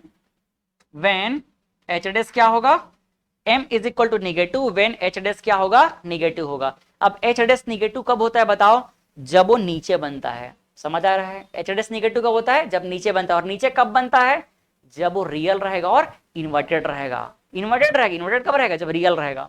तो ये इसका मतलब, समझ आया। तो आप m से रिलेट करना सो, अरे मैं तो इधर उधर था, क्या हो गया ऐसा करके लग रहा है हिमल को, है ना। हाँ, इतना दूर तक के हिमल जो है समझ नहीं पा रहा था, फिर जब रिजल्ट आया वो थोड़ा कनेक्टेड लगा तो एकदम अलर्ट हो गया। चलो वापस समझा रहा हूं, m का वैल्यू निगेटिव कब आएगा, जब h डेस का वैल्यू निगेटिव आएगा। और निगेटिव का मतलब क्या है, इन्वर्टेड बनना। इन्वर्टेड कब बनेगा, जब वो रियल होगा। तो रियल एंड इन्वर्टेड इमेज बनने का मतलब ये है कि m का निगेटिव होना, और m का निगेटिव होने का मतलब क्या है, इमेज का रियल एंड इन्वर्टेड होना। बात समझ आया। वैसे ही m का वैल्यू पॉजिटिव कब होगा, h तो पॉजिटिव है तो इसको भी क्या होना पड़ेगा, पॉजिटिव। अब m का वैल्यू पॉजिटिव कब होगा बताओ, m का वैल्यू पॉजिटिव तब होगा जब वो कहां बनेगा, ऊपर बनेगा। कहां बनेगा, ऊपर बनेगा। और ऊपर कब बनेगा, ऊपर तब बनेगा, ऊपर कब बनेगा, जब वो क्या रहेगा, वर्चुअल रहेगा। एच डेस क्या रहेगा, पॉजिटिव। एच डेस पॉजिटिव का मतलब ऊपर, और ऊपर कब बनेगा, जब वो वर्चुअल रहेगा, मतलब बैकवर्ड प्रोड्यूस किया जाएगा। तो हम क्या बोलेंगे, then image is virtual and erect. बात समझ आया, एम से रिलेट करते बन गया। ठीक, इसके बाद फॉर रियल एंड इन्वर्टेड, अब वही है, इसको समझाया गया, इसको हटाओ, डेरिवेशन की अब ज्यादा जरूरत है नहीं, मैंने तो समझा ही दिया इसको। नेक्स्ट, अब इसके वैल्यू को देखते हैं, अभी तो हम लोग साइन को देखे है ना, अब वैल्यू को देखते हैं। अभी देख लो m इज इक्वल टू क्या होता है, एच डेस अपॉन एच। तो भाई m का वैल्यू 1 कब आएगा, 1 तब आएगा ना जब ये दोनों क्या रहेगा, सेम रहेगा। तो ये देखो सेम, सेम का मतलब क्या होता है, जितना इमेज का साइज उतना ही ऑब्जेक्ट साइज भी था। m का वैल्यू ग्रेटर देन 1, m का वैल्यू 1 से बड़ा कब आएगा, जब ऊपर वाला बड़ा रहेगा, नीचे वाला क्या रहेगा, छोटा रहेगा। मतलब एच डेस क्या रहेगा, बड़ा। जब एच डेस क्या रहेगा, बड़ा। एच डेस बड़े का मतलब क्या होता है, इमेज का साइज बड़ा बना है, मतलब इमेज क्या है, इनलार्ज है। समझ आया। और इनलार्ज है तो पता है आपको इस क्वेश्चन में ना 4 ऑप्शन दे सकता है, और 4 ऑप्शन में बोलेगा कि in case of concave mirror object का पोजीशन यहां पर है करके 4 ऑप्शन दे देगा। तो आपको खुद में पता होना चाहिए। जैसे बोल देगा पहला ऑप्शन 8C, दूसरा बोलेगा 8F, तीसरा बोलेगा 8 इनफाइनाइट, ऐसा करके ऑप्शन दे करके बोल देगा। तो सोचो यहां से आपको उतना दूर रिलेट करना रहेगा क्वेश्चन को, ठीक है ना। तो कहां पर जिन जिन जगहों पर एच डेस बड़ा होता है वही ऑप्शन यहां पर करेक्ट होगा। समझ आ रहा है। मतलब कौन से में आएगा, कहां पर बड़ा होता है, जब ऑब्जेक्ट कहां पर होता है, जब ऑब्जेक्ट होता है सी के आगे, सॉरी जब इनफाइनाइट पे रहेगा तब तो नहीं होगा सी, हाँ सी के आगे जब जाएगा, तो सी के आगे जब जाएगा, सी और एफ के बीच में रहेगा तब होगा, और जब एफ पे रहेगा तब होता है। और कहां पर, जब एफ और पोल के बीच में रहता है तब होता है, ठीक है। क्योंकि इनलार्ज सिर्फ इतनी जगह बनता है, बाकी जगह क्या बनता है, डिमिनिश। इनफैक्ट कॉन्वेक्स मिरर में भी क्या बनता है, डिमिनिश बनता है, तो ध्यान रखना। दूसरा, m का वैल्यू 1 से छोटा है, इसका मतलब क्या है, इसका मतलब ये है कि इमेज छोटा बन रहा है, एच डेस क्या हो गया, छोटा। भाई इस m का वैल्यू छोटा कब आएगा 1 से, जब ऊपर वाला छोटा रहेगा, नीचे वाला बड़ा रहेगा। तो ऑब्जेक्ट तो हमने जो है ले लिया ना, तो बड़ा छोटा कौन हो रहा है, इमेज। तो एच डेस क्या हो गया, छोटा, किससे, एच से। तो इस कंडीशन में इमेज क्या हो जाएगा, डिमिनिश्ड हो जाएगा, ध्यान रखना। m का वैल्यू 1 मतलब इक्वल है साइज, m का वैल्यू ज्यादा है मतलब इमेज का साइज बड़ा है, m का वैल्यू 1 से कम है मतलब डिमिनिश्ड हो गया। कोई दिक्कत, ठीक। इसके बाद रिफ्रैक्शन हम पढ़ेंगे, बट उससे पहले क्वेश्चन देख लेते हैं एक दो। बताओ यार क्वेश्चन कहां पर है।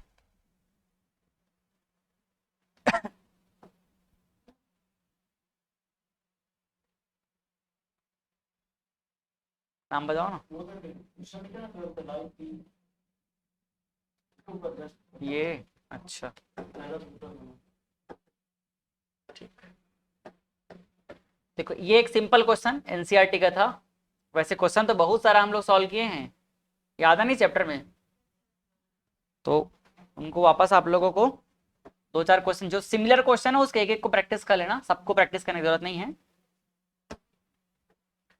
Find the focal length of convex mirror whose radius of curvature is. एकदम सिंपल क्वेश्चन है, ऐसे क्वेश्चन तो अब लगता होगा कि अरे यार देख के बता देंगे, है ना।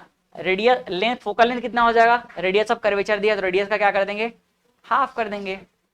क्या दिया हुआ है, आर, आर दिया है कितना, 32 सेंटीमीटर। एफ कैसे निकलेगा, F is equal to R by 2 ना, तो 32 अपॉन क्या हो जाएगा, हाँ 32 है, ये कितना हो जाएगा 16 सेंटीमीटर। ये फोकल लेंथ पॉजिटिव होगा कि निगेटिव होगा, ये बताओ तो। पॉजिटिव होगा, क्यों होगा, कॉन्वेक्स मिरर के लिए है, ठीक। अगला question, an object is placed at a distance of 10 centimetre. कहां प्लेस किया गया है, 10 centimetre from a convex mirror of focal length. Focal length कितना दिया है, 15 सेंटीमीटर, ठीक है। कौन सा मिरर है, कॉन्वेक्स है, तो फोकल लेंथ क्या होता है, कॉन्वेक्स का पॉजिटिव। कॉन्वेक्स मतलब ऐसे समझ लो उभरा हुआ, तो उसका अंदर आ रहा है गड्ढा जो है, तो किधर जा रहे हैं हम लोग, लाइट के डायरेक्शन पे, तो क्या हो जाएगा ये पॉजिटिव, ठीक है। इसको पॉजिटिव बोले थे नेगेटिव बोले थे, पॉजिटिव बोले थे ना, ठीक है। फिर ऑब्जेक्ट का आपको क्या दिया हुआ है, डिस्टेंस दिया हुआ है, an object is placed at a 10 centimetre from, तो u इज इक्वल टू कितना हो जाएगा, -10। इमेज का जो डिस्टेंस है ऑलवेज क्या रहता है, निगेटिव, क्योंकि हम लोग कहाँ रखते हैं, लेफ्ट साइड में रखते हैं। फिर देख लो क्या है, find the position and nature of the image. यहां पर अपने को सिंपल क्या करना है, 1/v plus 1/u is equal to 1/f, mirror formula को यूज कर लेना है, ठीक है। देखो 1/v क्या हो जाएगा, 1/v प्लस 1/u, u की प्लेस पे कितना हो जाएगा -10, और f कितना हो जाएगा 1/15, उधर राइट साइड में लेके जाएंगे, तो 1/v is equal to 1/15 plus 1/10। जब ये उधर जाएगा क्या हो जाएगा 1/10। 1/v is equal to, same process रहेगा, हमेशा हमें क्या करना रहेगा, अपने को एलसीएम निकालना रहेगा। 15 और 10 का कितना हो जाएगा 30, तो ऊपर कितना आ जाएगा 2 प्लस इधर इसके ऊपर कितना आ जाएगा 3 टाइम में जा रहा है तो 3 हो जाएगा। 1/v इज इक्वल टू 5/30, तो 5 1 जा और क्या हो जाएगा 5 6 जा। कोई दिक्कत? 1/v इज इक्वल टू 1/6, तो v इज इक्वल टू कितना आ जाएगा 6। यूनिट क्या रहेगा इसका सेंटीमीटर में, तो ये मिल गया। अब इमेज कहाँ मिलेगा, इमेज जो है 6 सेंटीमीटर मिला है, मतलब कहाँ मिल रहा है, ये राइट साइड में मिल रहा है। कहाँ पर मिल रहा है, राइट साइड में। ठीक है, आप देख सकते हो फोकल लेंथ के अंदर ही रखा हुआ है ना, मतलब कहाँ पर है, P और F के बीच में है। तो P और F जब रहेगा तो कहाँ मिलता है, बिहाइंड द मिरर। तो नेचर कैसा हो जाएगा, V अगर राइट में मिल रहा है मतलब यह हो जाएगा क्या, वर्चुअल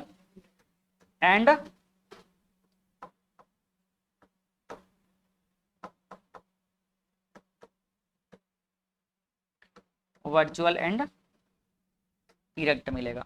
समझ आ गया? बाकी बहुत सारे क्वेश्चन सॉल्व किए हैं तो आप लोग तो आइडिया है ही। चलो नेक्स्ट क्या पढ़ेंगे अब हम लोग, रिफ्रैक्शन। क्या पढ़ेंगे, रिफ्रैक्शन। तो रिफ्रैक्शन क्या होता है, मान लो हमारे पास क्या है, कोई सरफेस है।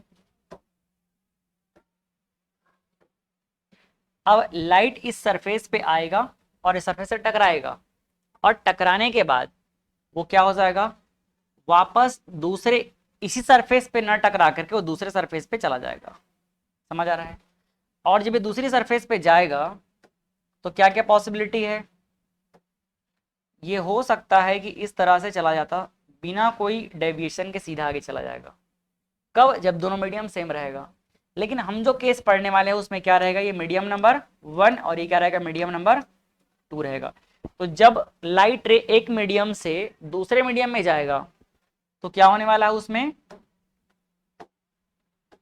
जब लाइट एक मीडियम से दूसरे मीडियम में जाएगा तो वो या तो क्या हो जाएगा, इधर बेंड हो जाएगा या तो फिर इधर बेंड हो जाएगा। अपने रास्ते से या तो इधर डिविएट हो जाएगा, इधर डिविएट हो जाएगा। तो जब लाइट रे एक मीडियम से दूसरे मीडियम में एंटर करता है तो उसमें जो भी डेविएशन हो रहा है अपने पाथ से, जो भी उसमें बेंडिंग होता है वही क्या कहलाता है, रिफ्रैक्शन कहलाता है। रिफ्रैक्शन का मतलब क्या होता है, बेंडिंग ऑफ लाइट। क्या होता है, बेंडिंग ऑफ लाइट। तो लाइट का बेंड हो जाना। अब ये जो बेंड होगा तो किधर होगा, इसको हम लोग दिखाने के लिए एक नॉर्मल ड्रॉ करते हैं। ये देखो, ये क्या है, नॉर्मल। सरफेस के पॉइंट ऑफ इंसिडेंस पे सरफेस के परपेंडिकुलर क्या करते हैं, एक लाइन ड्रॉ करते हैं, यही क्या कहलाता है, नॉर्मल कहलाता है। तो या तो हो सकता है कि जो लाइट है नॉर्मल के टूवर्ड्स आ जाए या नॉर्मल से अवे चला जाए। समझ आया? ये होता है refraction, bending of light rays when it enters from one medium to another medium is called what, refraction of light।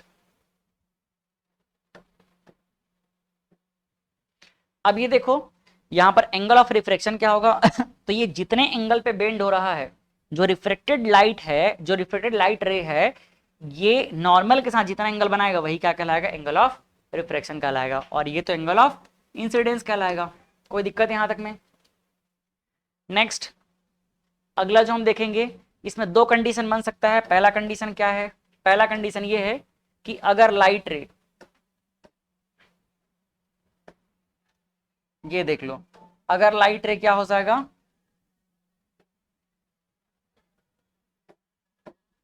First ये मीडियम 1 क्या है, मीडियम 1 मान लो क्या है, रेयरर है। मीडियम 1 क्या है, रेयरर है। रेयरर का मतलब हम क्या एज्यूम कर लेते हैं, एयर। दूसरे वाले क्या लेते हैं, ग्लास। इसको क्या मान लिए, मीडियम नंबर 2 मान लिए।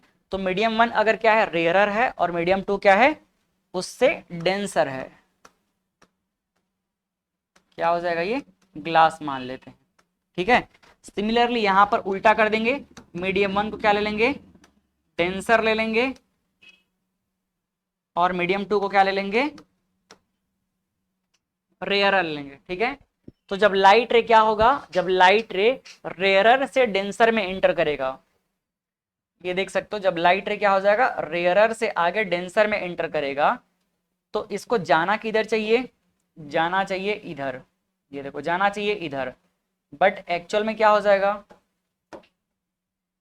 ये इधर ना जा करके यहां से एक ड्रॉ कर लेते हैं क्या, नॉर्मल, ये नॉर्मल, तो ये इधर ना जा करके, क्योंकि ये मीडियम कैसा डेंसर है, तो डेंसर है तो इसको ज्यादा आगे बढ़ने नहीं देगा, इधर ही रोक लेगा, तो ये नॉर्मल से इधर की तरफ बेंड हो जाएगा, नॉर्मल के टूवर्ड्स बेंड हो जाएगा, किधर बेंड होगा ये, नॉर्मल के टूवर्ड्स, ये देखो समझ आया। लाइट को जाना चाहिए था सीधा, बट वो नॉर्मल की तरफ बेंड हो जाएगा। बट अगर इसके केस में हम देखें तो ये है लाइट इंसिडेंट हुआ, इस लाइट को जाना कहाँ चाहिए, लाइट को जाना चाहिए इधर, समझ आया। अब एक नॉर्मल ड्रॉ कर लेते हैं ये नॉर्मल ड्रॉ कर लिए, लाइट को जाना चाहिए था किधर, सीधा, लेकिन ये मीडियम कैसा है, रेयरर है, तो उसमें स्पीड इसका और बढ़ जाएगा, इसलिए किधर भग जाएगा, ये इधर, तो इसको बोलते हैं टूवर्ड्स, टूवर्ड्स द नॉर्मल, किधर आ गया ये, नॉर्मल के टूवर्ड्स, और ये क्या हो जाएगा, अवे फ्रॉम द नॉर्मल। जब लाइट रे क्या हो जाएगा, रेयरर से डेंसर में एंटर करेगा, तो ये किधर बेंड होगा, टूवर्ड्स द नॉर्मल, और जब लाइट रे क्या हो जाएगा, डेंसर से रेयरर में जाएगा, डेंसर से रेयरर में जाएगा, मतलब थोड़े पास पास वाले मॉलिक्यूल से हल्के में जाएगा, तो उसका स्पीड और बढ़ जाएगा, और कहाँ चला जाएगा, वो दूर भाग जाएगा, समझ आ रहा है तो ये हो जाएगा away from the normal. Refraction होने का रीजन क्या है भाई, मीडियम की एक जो रिफ्रैक्टिव इंडेक्स है उसमें डिफरेंस होना, दोनों मीडियम का डिफरेंस होना ही उसके स्पीड को अलग करता है, और स्पीड के अलग होने की वजह से क्या हो जाता है, बेंड हो जाता है, रिफ्रैक्शन हो जाता है, तो ये कॉज है इसका। The refraction of light is due to the change in velocity of light on going from one medium to another medium, जब एक से दूसरे मीडियम में जा रहा है, दोनों मीडियम अलग अलग मिल गया, इसलिए क्या हो जाएगा, वहां स्पीड चेंज हो जाएगा। अगला लॉज ऑफ रिफ्रैक्शन, यहां भी दो लॉज हमको देखने को मिलते हैं। पहला लॉ तो वही है कि जो लाइट का उसमें देखा जाएगा इंसिडेंट रे, रिफ्लेक्टेड रे और नॉर्मल, ये पॉइंट ऑफ इंसिडेंस पे एक ही प्लेन पे लाई करेंगे। और दूसरा एक चीज यहां पर देखने को मिलता है कि जो हम लोग साइन एंगल ऑफ आई देखते हैं और साइन एंगल ऑफ आर देखते हैं, दोनों का रेशियो हमेशा कांस्टेंट मिलता है। अगर हम क्या कर दें, मीडियम को सेम रख लें, अगर हम मीडियम क्या रख लें, सेम रख लें, ये देखना जरा इसको, अगर मान लो हमारे पास इस तरह से मीडियम है, मान लेते हैं कि मीडियम 1 है, ये जो भी रहे मीडियम 1 मान लेते हैं क्या है, एयर है, रेयरर डेंस हो जाएगा ये तो है ना, ये एयर है, और ये क्या हो जाएगा, मीडियम नंबर 2, इसको क्या मान लेते हैं, ग्लास मान लेते हैं, जो कि क्या है, डेंसर मीडियम है, सेम मीडियम है। और अगर हम लोग लाइट को भी सेम ले लेते हैं, लाइट को भी सेम ले लेते हैं, तो ये पहला लाइट यहां पर गया, जितने भी एंगल पे जाएगा, मान लो मैं बहुत सारा लाइट अलग अलग ले लेता हूं, ऐसे 3 कंडीशन ले लेते हैं, ठीक है, और तीनों के लिए बना देते हैं नॉर्मल। ये फर्स्ट के लिए नॉर्मल हो गया, ये सेकंड के लिए नॉर्मल हो जाएगा, और ये थर्ड के लिए नॉर्मल हो गया। अब इसको जाना कहाँ चाहिए, इसको जाना चाहिए सीधा, ये देख लो, इसको जाना चाहिए इधर, इसको जाना चाहिए इधर, इसको जाना चाहिए इधर, ठीक है, लेकिन ये रेयरर से डेंसर में जा रहा है, इसलिए क्या हो जाएगा, बेंड हो जाएगा, और किधर बेंड होगा, नॉर्मल के टूवर्ड्स, तो ये नॉर्मल के टूवर्ड्स बेंड हो गया, ये भी टूवर्ड्स बेंड हो गया, और ये भी टूवर्ड्स बेंड हो गया। हमारे काम का क्या चीज़ है इसमें, हमारे काम का चीज़ ये है, ये हो जाएगा आई, ये क्या हो जाएगा आर, मान लेते हैं ये I1 है, तो ये क्या हो जाएगा R1, ये क्या हो जाएगा I2, ये क्या हो जाएगा R2, ये हो जाएगा I3, ये क्या हो जाएगा R3। तो हम लोग साइन एंगल ऑफ I1 और साइन एंगल ऑफ R1 का जितना रेशियो लाएंगे ना, उतना ही रेशियो क्या मिलेगा, sign angle of I2 upon sine angle of I2, उतना ही किसका मिलेगा, sign angle of I3 upon sine angle of R3। इसी को क्या बोलते हैं, रिफ्रैक्टिव इंडेक्स, ये देख लो, यही क्या कहलाता है, रिफ्रैक्टिव इंडेक्स, और यही कहलाता है second law of refraction. Second law of refraction यही बोलता है कि साइन एंगल ऑफ इंसिडेंस और साइन एंगल ऑफ रिफ्रैक्शन ये हमेशा क्या होगा, कांस्टेंट होगा, अगर हम दोनों मीडियम को सेम रखते हैं और लाइट का कलर सेम रखते हैं तो। कोई दिक्कत है यहां तक में? इसी को स्नेल्स लॉ भी कहा जाता है। क्या बोला जाता है इसको? स्नेल्स लॉ इसी को बोला जाता है। ये जो सेकंड लॉ इसी का नाम क्या है? Snell's law, Snell's of refraction. तो दोनों लॉ क्लियर हो गया। फिर concept of refractive index. Refractive index क्या होता है? ये जो हमने रेशियो देखा इसी को एक नाम से जानते हैं, क्या बोलते हैं? Refractive index. जो साइन एंगल ऑफ आई है और साइन एंगल ऑफ आर है, इसी का नाम क्या होता है? Refractive index. एक कांस्टेंट वैल्यू मिलेगा हमेशा, उस कांस्टेंट वैल्यू का नाम क्या दे देते हैं? रिफ्रैक्टिव इंडेक्स, जिसको हम लोग म्यू से रिप्रेजेंट कर सकते हैं या फिर एन से भी रिप्रेजेंट कर सकते हैं। एक्चुअल में एन नहीं होता है, ईटा होता है। अब रिफ्रैक्टिव इंडेक्स क्या होता है? Sine angle of i upon sine angle of r. दोनों का है कांस्टेंट, दोनों सेम है तो नो यूनिट, यूनिट कुछ नहीं होगा इसका। एक्चुअल में रिफ्रैक्टिव इंडेक्स और कुछ नहीं होता है, ये वो कांस्टेंट वैल्यू होता है जो किसी भी जो ऑप्टिकल मटेरियल की कितनी लाइट को रिफ्लेक्ट कर सकता है इसकी एबिलिटी बताता है। ये किसी भी मटेरियल की डेंसिटी को बताता है। क्या बताता है ये? डेंसिटी। जितना डेंस होगा उतना उसका रिफ्रैक्टिव इंडेक्स ज्यादा होगा, मतलब उतना ही वो लाइट को क्या कर पाएगा? रिफ्लेक्ट कर पाएगा, रिफ्रैक्ट कर पाएगा। कोई दिक्कत समझने में इसको? ये देख सकते हो। तो रिफ्रैक्टिव इंडेक्स जितना ज्यादा होगा उतना ही मटेरियल डेंस होगा, या उल्टा बोल सकते हैं डेंस है मतलब वो क्या हो जाएगा? रिफ्रैक्टिव इंडेक्स ज्यादा होगा। क्लियर है? डायमंड का काफी ज्यादा होता है, इसीलिए ज्यादा क्या होता है? रिफ्लेक्ट कर पाता है लाइट को और चमकता भी ज्यादा है। जैसे यहां देख सकते हैं relation between refractive index, relation between refractive index and speed of light. अब डेंस रहेगा तो ऑब्वियस सी बात है लाइट को स्ट्रगल करना पड़ेगा ट्रेवल करने में। तो रेयरर मीडियम में क्या होता है? रेयरर मीडियम में मॉलिक्यूल क्या होते हैं? दूर दूर होते हैं, मतलब उसकी डेंसिटी क्या रहती है? कम रहती है। डेंसिटी क्या रहती है? कम रहती है, तो उसका रिफ्रैक्टिव इंडेक्स भी क्या हो जाएगा? कम हो जाएगा। और लाइट का स्पीड ऐसी मीडियम में क्या हो जाएगा? बढ़ जाएगा। अगर उसमें दूर दूर है मॉलिक्यूल तो उसको अपोज नहीं कर पाएंगे, तो वो अच्छे स्पीड से भागेगा। डेंसर मीडियम में क्या होता है? डेंसर मीडियम में डेंसिटी ज्यादा रहता है, तो रिफ्रैक्टिव इंडेक्स भी क्या रहेगा? ज्यादा रहेगा। तो स्पीड ऑफ लाइट इसमें क्या हो जाएगा? कम हो जाएगा। तो speed of light is refractive index के इनवर्सली प्रोपोर्शनल होता है। या फिर हम क्या बोल, ये रिफ्रैक्टिव इंडेक्स देखो उधर भाग गया, ये गड़बड़ी है। ये रिफ्रैक्टिव इंडेक्स इसको काट देते हैं ना। हम सीधा क्या बोल सकते हैं? स्पीड ऑफ लाइट को वी से रिप्रेजेंट करेंगे तो वी प्रोपोर्शनल टू 1/n या n प्रोपोर्शनल टू 1/v। कोई दिक्कत यहां तक के? इसके बाद रिलेटिव रिफ्रैक्टिव इंडेक्स, क्योंकि रिफ्रैक्टिव इंडेक्स को हमेशा हम किसी से रिलेट करते हैं। क्या करते हैं? इसको किसी से रिलेट करते हैं, कंपेयर करते हैं। इसीलिए इस टर्म का जो नाम है क्या है?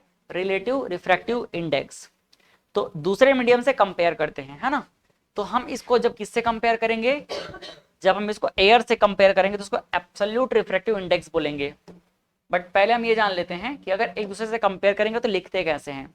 जैसे refractive index of medium 1 with respect to medium 2, उसको ऐसे लिखा जाता है refractive index of medium 1 with respect to 2।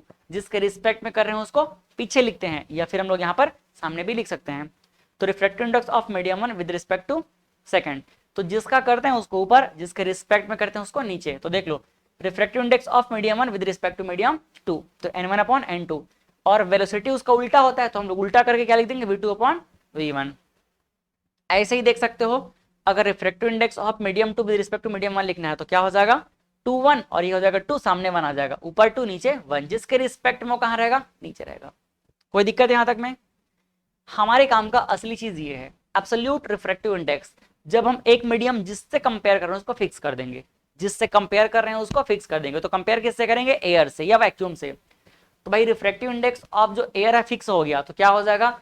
कोई भी मीडियम का nm/na, ये क्या कहलाएगा? Absolute refractive index. तो देख सकते हो रिफ्रैक्टिव इंडेक्स nm बोल देंगे मीडियम का तो क्या हो जाएगा? ये हो जाएगा nm/na, और इसका उल्टा क्या हो जाएगा? Velocity va/vm। तो va मतलब एयर में स्पीड क्या रहेगा? जितना लाइट का स्पीड होता है, तो इसी को हम लोग क्या बोलते हैं? c/v कह देते हैं। ठीक है, तो ध्यान रखना refractive index n is equal to क्या होगा? मोस्टली आप यूज करोगे c/v। इस फॉर्मूले को हम लोग यूज करेंगे आगे चल के। कोई दिक्कत यहां तक में? जहां c का वैल्यू हमको पता है 3 × 10⁸ मीटर/सेकंड होता है। चलें आगे। अब इस पे न्यूमेरिकल क्वेश्चन में हम लोग सॉल्व किए थे। Reversibility principle of refractive index. इसका मतलब ये है कि जो n12 है इसी को हम क्या लिख सकते हैं 1/n2 1। जब इसके मीडियम को हम लोग चेंज कर देंगे तो क्या हो जाता है वो रेसिप्रोकल हो जाता है। इसको हम लोग डिराइव करके देखे थे पूरा, बट फिलहाल इसकी जरूरत नहीं है। इसके बाद ऐसा कंडीशन जहां पर रिफ्रैक्शन नहीं होता है, तो ये दो कंडीशन में पॉसिबल है। पहला कब पॉसिबल है, पहला ये तब पॉसिबल है when the incident ray is normal to the interface. जो भी सरफेस है उसी के क्या हो जाए परपेंडिकुलर हो जाए, जो इंटरफेस है उसी के क्या हो जाए परपेंडिकुलर हो जाए। उसके परपेंडिकुलर होगा तो नॉर्मल के ही ऊपर तो इंसिडेंट हो गया ना, तो इसलिए आई क्या हो जाएगा 0। तो एंगल ऑफ इंसिडेंस अगर 0 हो गया तो एंगल ऑफ रिफ्रैक्शन भी क्या हो जाएगा 0, है ना, मतलब कोई रिफ्रैक्शन एक्चुअल में हुआ ही नहीं। ये पहला पॉसिबल है। कब पॉसिबल होगा, जब इंसिडेंट क्या हो जाएगा जो इंटरफेस है उसके परपेंडिकुलर हो जाएगा, मतलब नॉर्मल वाली लाइन पे ही ये क्या हो जाएगा जाएगा। दूसरा कब पॉसिबल हो जाएगा, when refractive indices of two mediums are equal. जब दोनों मीडियम क्या हो जाए सेम हो जाए, दोनों का रिफ्रैक्टिव इंडेक्स सेम रह जाएगा, तो भी नहीं होगा, क्योंकि मीडियम डिफरेंस की वजह से ही रिफ्रैक्शन होता है। तो ये दो कंडीशन में रिफ्रैक्शन नहीं होगा। इसके बाद आता है refraction through glass slab. Refraction through glass slab glass slab, इस ग्लास स्लैब का ही हम लोग एडवांस वर्जन अगले चैप्टर में ह्यूमन आई में पढ़ते हैं, जिसमें प्रिज्म से कराते हैं, है ना। तो इसका मैं आप लोगों को डायग्राम इधर रख देता हूं। कहां पर कौन सा डायग्राम है ये बताओ तो। Refraction through glass prism 7 8।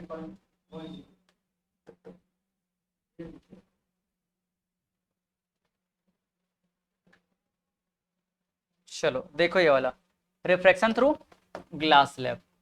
इसमें हमने क्या देखा, ये जो ग्लास स्लैब है, जब इस ग्लास स्लैब को पार करना होगा लाइट को, तो इसको दो तरीके के मीडियम डिफरेंस को कवर करना पड़ेगा। पहला जो इंटरफेस है उसके लिए ये वाला है, दिख रहा है, ऊपर एयर है नीचे क्या है ग्लास। जब लाइट जो है एयर से ग्लास में इंटर करेगा, मतलब रेयरर से डेंसर में इंटर करेगा, तो ये आया लाइट।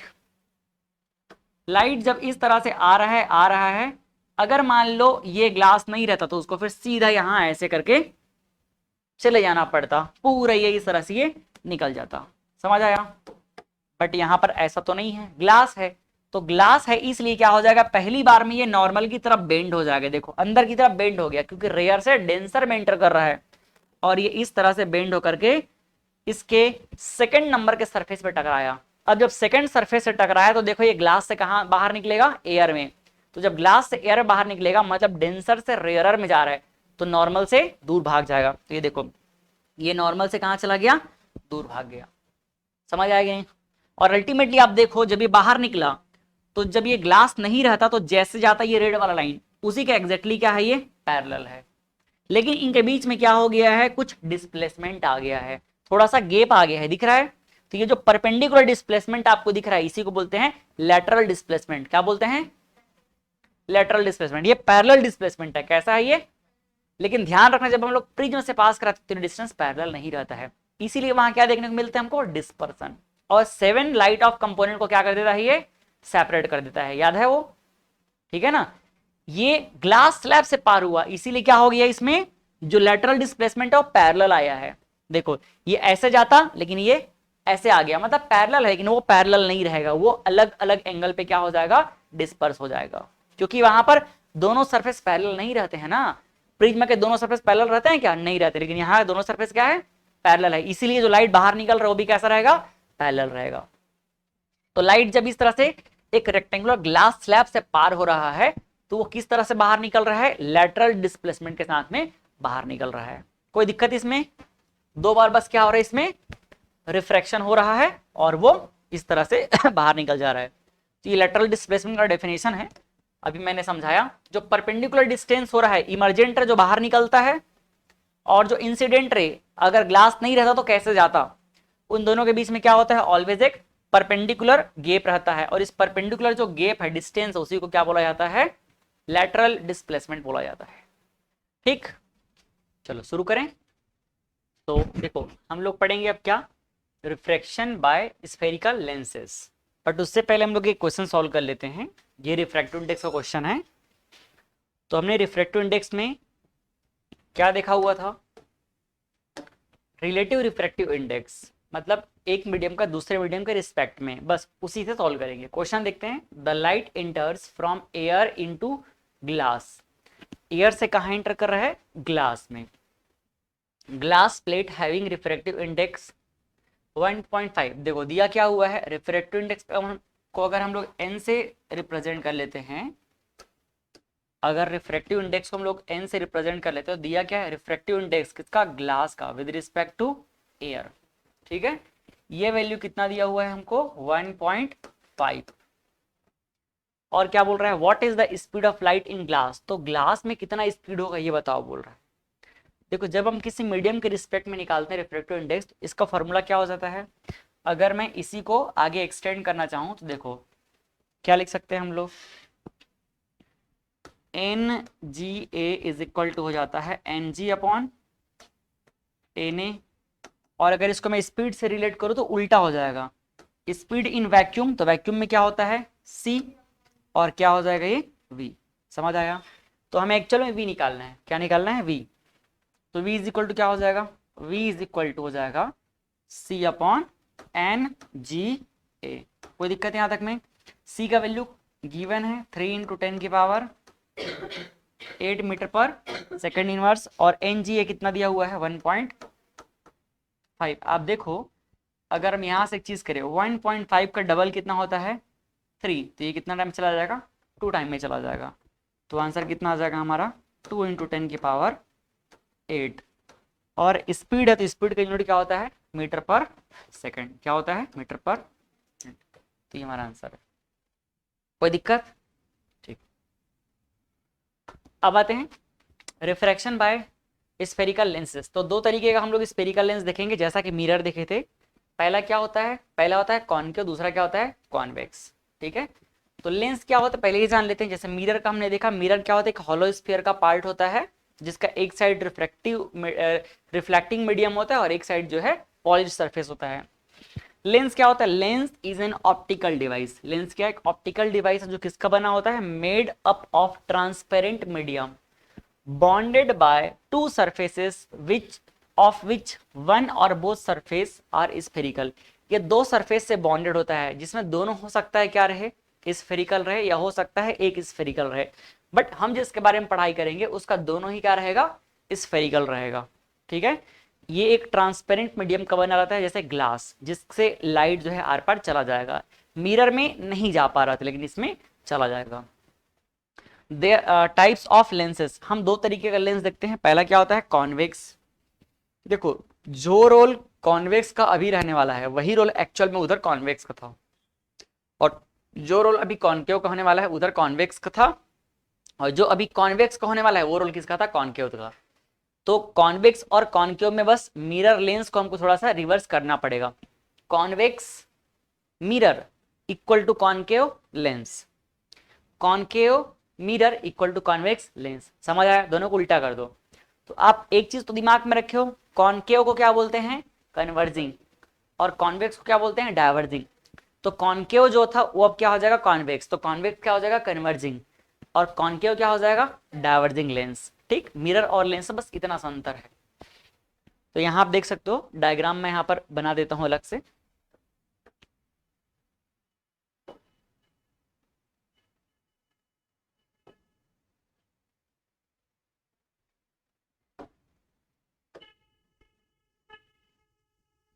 देखो, a lens that has two spherical surfaces bulging outward is known as convex lens. It is thick at the middle and thin at the edges. ये जो दिख रहा है ये कौन सा लेंस कहलाएगा, कॉन्वेक्स लेंस। कौन सा कहलाएगा, कॉन्वेक्स।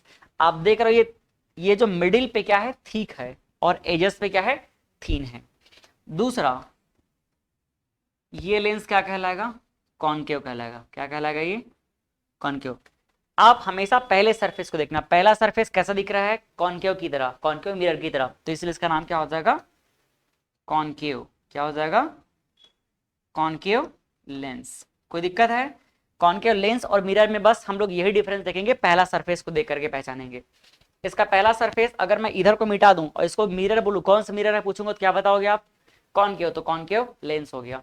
देखो कॉनकेव लेंस क्या होता है, कॉनकेव लेंस को डायवर्जिंग कहते हैं। कॉनकेव लेंस जो होता है ये होता है सरफेस कर्व्ड रहता है, इन्वर्टेड कर्व है ना।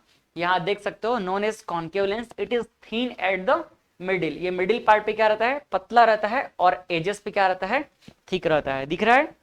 बस पहला सरफेस देखो पहचान लो, जैसे इसका पहला सरफेस बस देखो आप क्या दिख रहा है, ये कॉन्वेक्स दिख रहा है, तो कॉन्वेक्स लेंस कहलाएगा। एक बात और चीज ध्यान रखना है, यहाँ पर हम यहाँ पर क्या करेंगे, मैं कुछ चीजें इसी में सीधा समझा देता हूं। ये देखो, यहां से हम एक क्या ड्रॉ कर लेंगे, प्रिंसिपल एक्सिस, और प्रिंसिपल एक्सिस का ये जो मिडिल वाला पार्ट रहेगा ये क्या कहलाएगा, ऑप्टिकल सेंटर। क्या कहलाता है ये? ऑप्टिकल सेंटर कहलाता है, ऑप्टिकल सेंटर। सिमिलरली यहां देख लो, ये प्रिंसिपल एक्सिस है, और इधर पे अगर हम एक लाइन इस तरह से ड्रॉ कर दें तो ये मिल गया हमको ये वाला पार्ट, तो ये क्या कहलाएगा, अगेन ऑप्टिकल सेंटर। ठीक, कोई दिक्कत? ठीक, तो यहाँ देख सकते हो एपर्चर क्या हो जाएगा, पूरा ये पार्ट एपर्चर कहलाएगा, जहां से रिफ्रैक्शन होने वाला है। प्रिंसिपल एक्सिस, ये मिडिल से जाने वाला जो लाइन है क्या कहलाएगा, प्रिंसिपल एक्सिस कहलाएगा। और ऑप्टिकल सेंटर किसको बोलेंगे, ये जो ऑप्टिकल सेंटर ये जो दिख रहा है मिडिल वाला पार्ट, वो क्या कहलाएगा, ऑप्टिकल सेंटर। ठीक है, optical centre is a point inside the lens through which ray of light passes undivided from lens. जो रोल वहां पर किसका था, सेंटर ऑफ कर्वेचर का था, वही रोल यहाँ पर किसका रहने वाला है, ऑप्टिकल सेंटर का रहने वाला है। ठीक है, तो बेसिक बेसिक बातें थी ये। अब हम सीधे चलते हैं बिहेवियर ऑफ लाइट रे पे। तो बिहेवियर ऑफ लाइट रे को अगर समझना है तो अगेन हमें पॉसिबिलिटीज पे ध्यान देना पड़ेगा। क्या क्या पॉसिबिलिटी है, उसके लिए हम सीधे ही ये डायग्राम पे आ जाते हैं।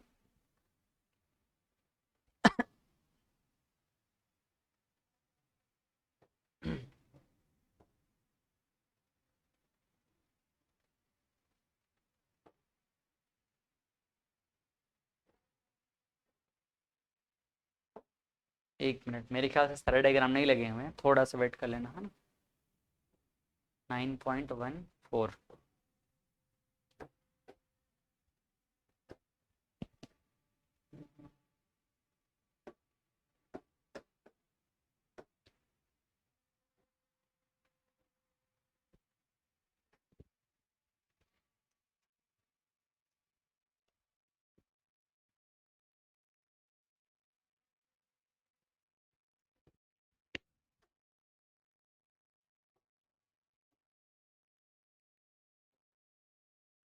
9.14, ये 9.13। चलो देखो, जो हमने मिरर में पढ़ा था एग्जैक्टली वही चीज पढ़ने वाले हैं। मिरर में क्या देखा था कि लाइट जो है मिरर से कितने तरीके से पास हो सकता है। सिमिलरली देखेंगे मिरर से लेंस से कितने तरीके से पास हो सकता है। तो फर्स्ट पॉसिबिलिटी क्या है, फर्स्ट पॉसिबिलिटी ये है कि लाइट जो है प्रिंसिपल एक्सिस के पैरेलल जाए, लाइट प्रिंसिपल एक्सिस के पैरेलल जाए। तो जब ये प्रिंसिपल एक्सिस के पैरेलल जाएगा तो ये कहां से होकर के जाएगा, फोकस से होकर के जाएगा। यहां देखो, जब लाइट प्रिंसिपल एक्सिस के पैरेलल जाएगा तो जब ये रिफ्रैक्ट होगा तो इस तरह से लगेगा, बैकवर्ड प्रोड्यूस करने पे मानो वो फोकस से निकल के डाइवर्ज हो रहा है। ठीक, तो पैरेलल का रिलेशन किससे है, फोकस से। यहां पर एक बात ध्यान रखना है कि हमको दोनों साइड में क्या मिलता है, दोनों साइड में कर्वेचर मिलता है, स्फेरिकल पार्ट दोनों साइड में मिलता है, इसीलिए इसका फोकस क्या रहेगा, दोनों साइड रहेगा। ठीक है, आप लोगों को ये सब बताने की जरूरत तो नहीं है, बेसिक चीजें। चलो एक बार बता ही देता हूं मैं फिर भी।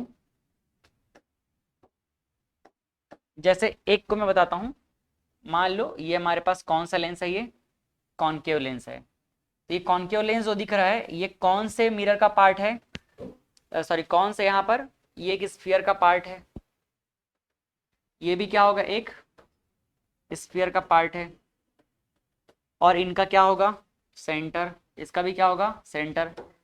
इसके सेंटर को पास करने वाला ये जो लाइन दिख रहा है, ये लाइन क्या कहलाएगा,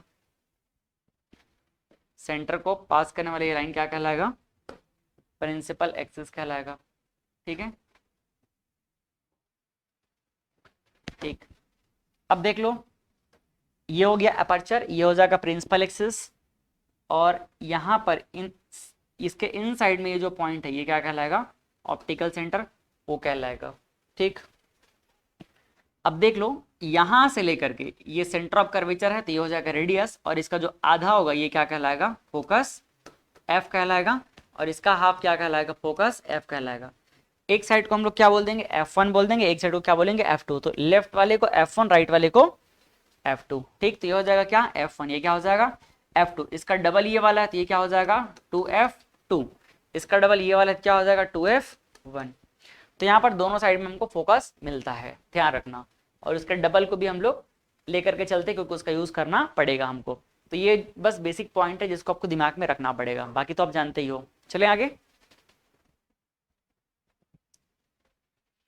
नेक्स्ट देख लो, यहाँ पर अगर लाइट का होगा क्या होगा, प्रिंसिपल एक्सिस के पैरेलल जाएगा तो यहाँ फोकस से पास होगा और यहाँ फोकस से डाइवर्ज होगा। दूसरा पॉइंट आता है, अगर लाइट क्या होगा, अगर लाइट फोकस से पास होगा या फोकस के टूवर्ड जाएगा तो उस कंडीशन में क्या होगा, जब वो वापस बाहर निकलेगा, इमर्ज होगा, तो प्रिंसिपल एक्सिस के पैरेलल इमर्ज हो जाएगा। देख लो, अगर ये फोकस से गया, कहां से गया, ये फोकस से, देखो जब ये फोकस से पार हुआ तो रिफ्रैक्शन के बाद क्या हो गया, प्रिंसिपल एक्सिस के पैरेलल हो गया। यहां देख लो, फोकस के टूवर्ड्स गया तो प्रिंसिपल एक्सिस के पैरेलल इमर्ज आउट हो गया। कोई दिक्कत?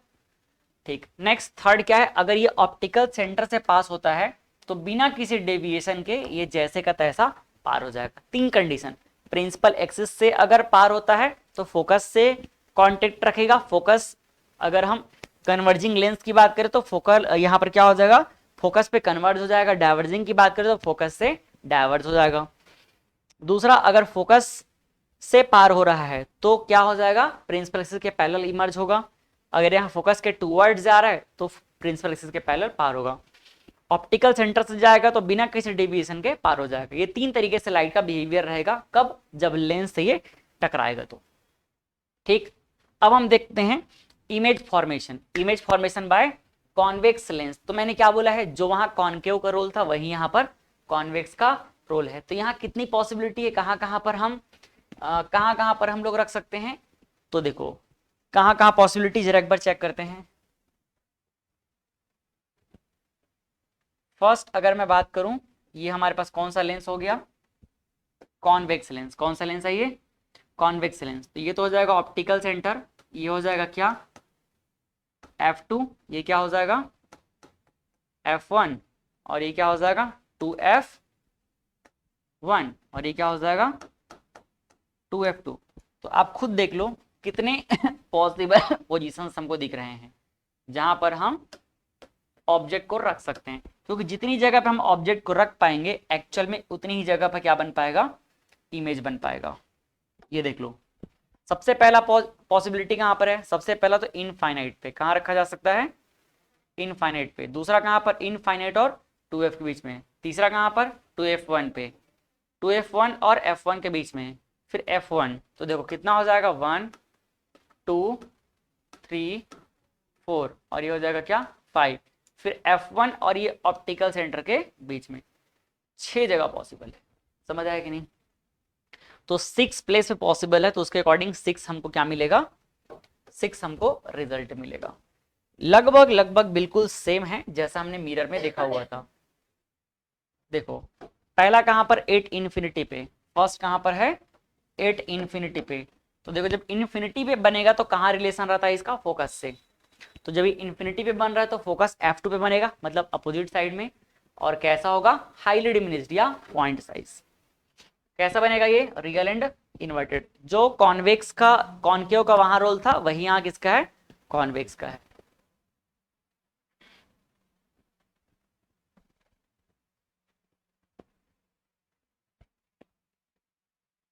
एक मिनट ना, मैं थोड़ा देखता हूँ कि डायग्राम ये दिख रही है। नेक्स्ट दूसरा अब कहां पर रहेगा, बियॉन्ड F2। आओ ना, ठीक से दिख नहीं रहा डायग्राम तो इसमें।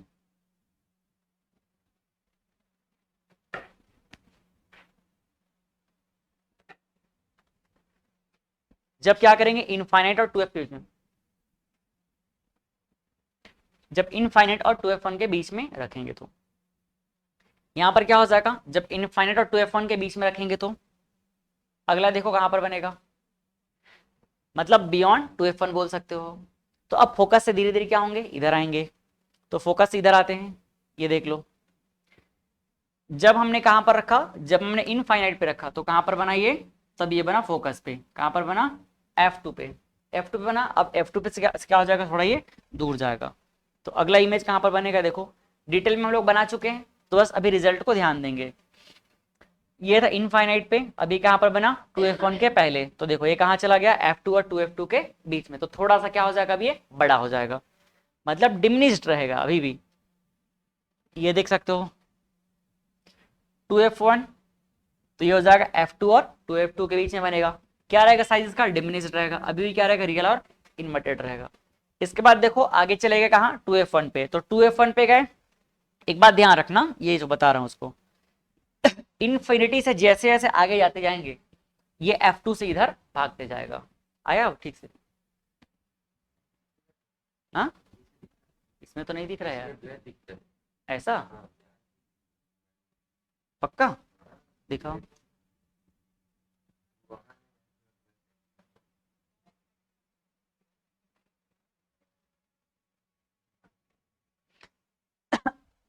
ठीक, क्या बोला मैंने अभी, इन्फिनिटी से जैसे जैसे ऑब्जेक्ट को इधर रखते जाएंगे, ये 6 नंबर का पोजीशन है, वैसे ही F2 से हम लोग आगे जाते जाएंगे। तो देखो जब इन्फिनिटी पे था तो कहां बना,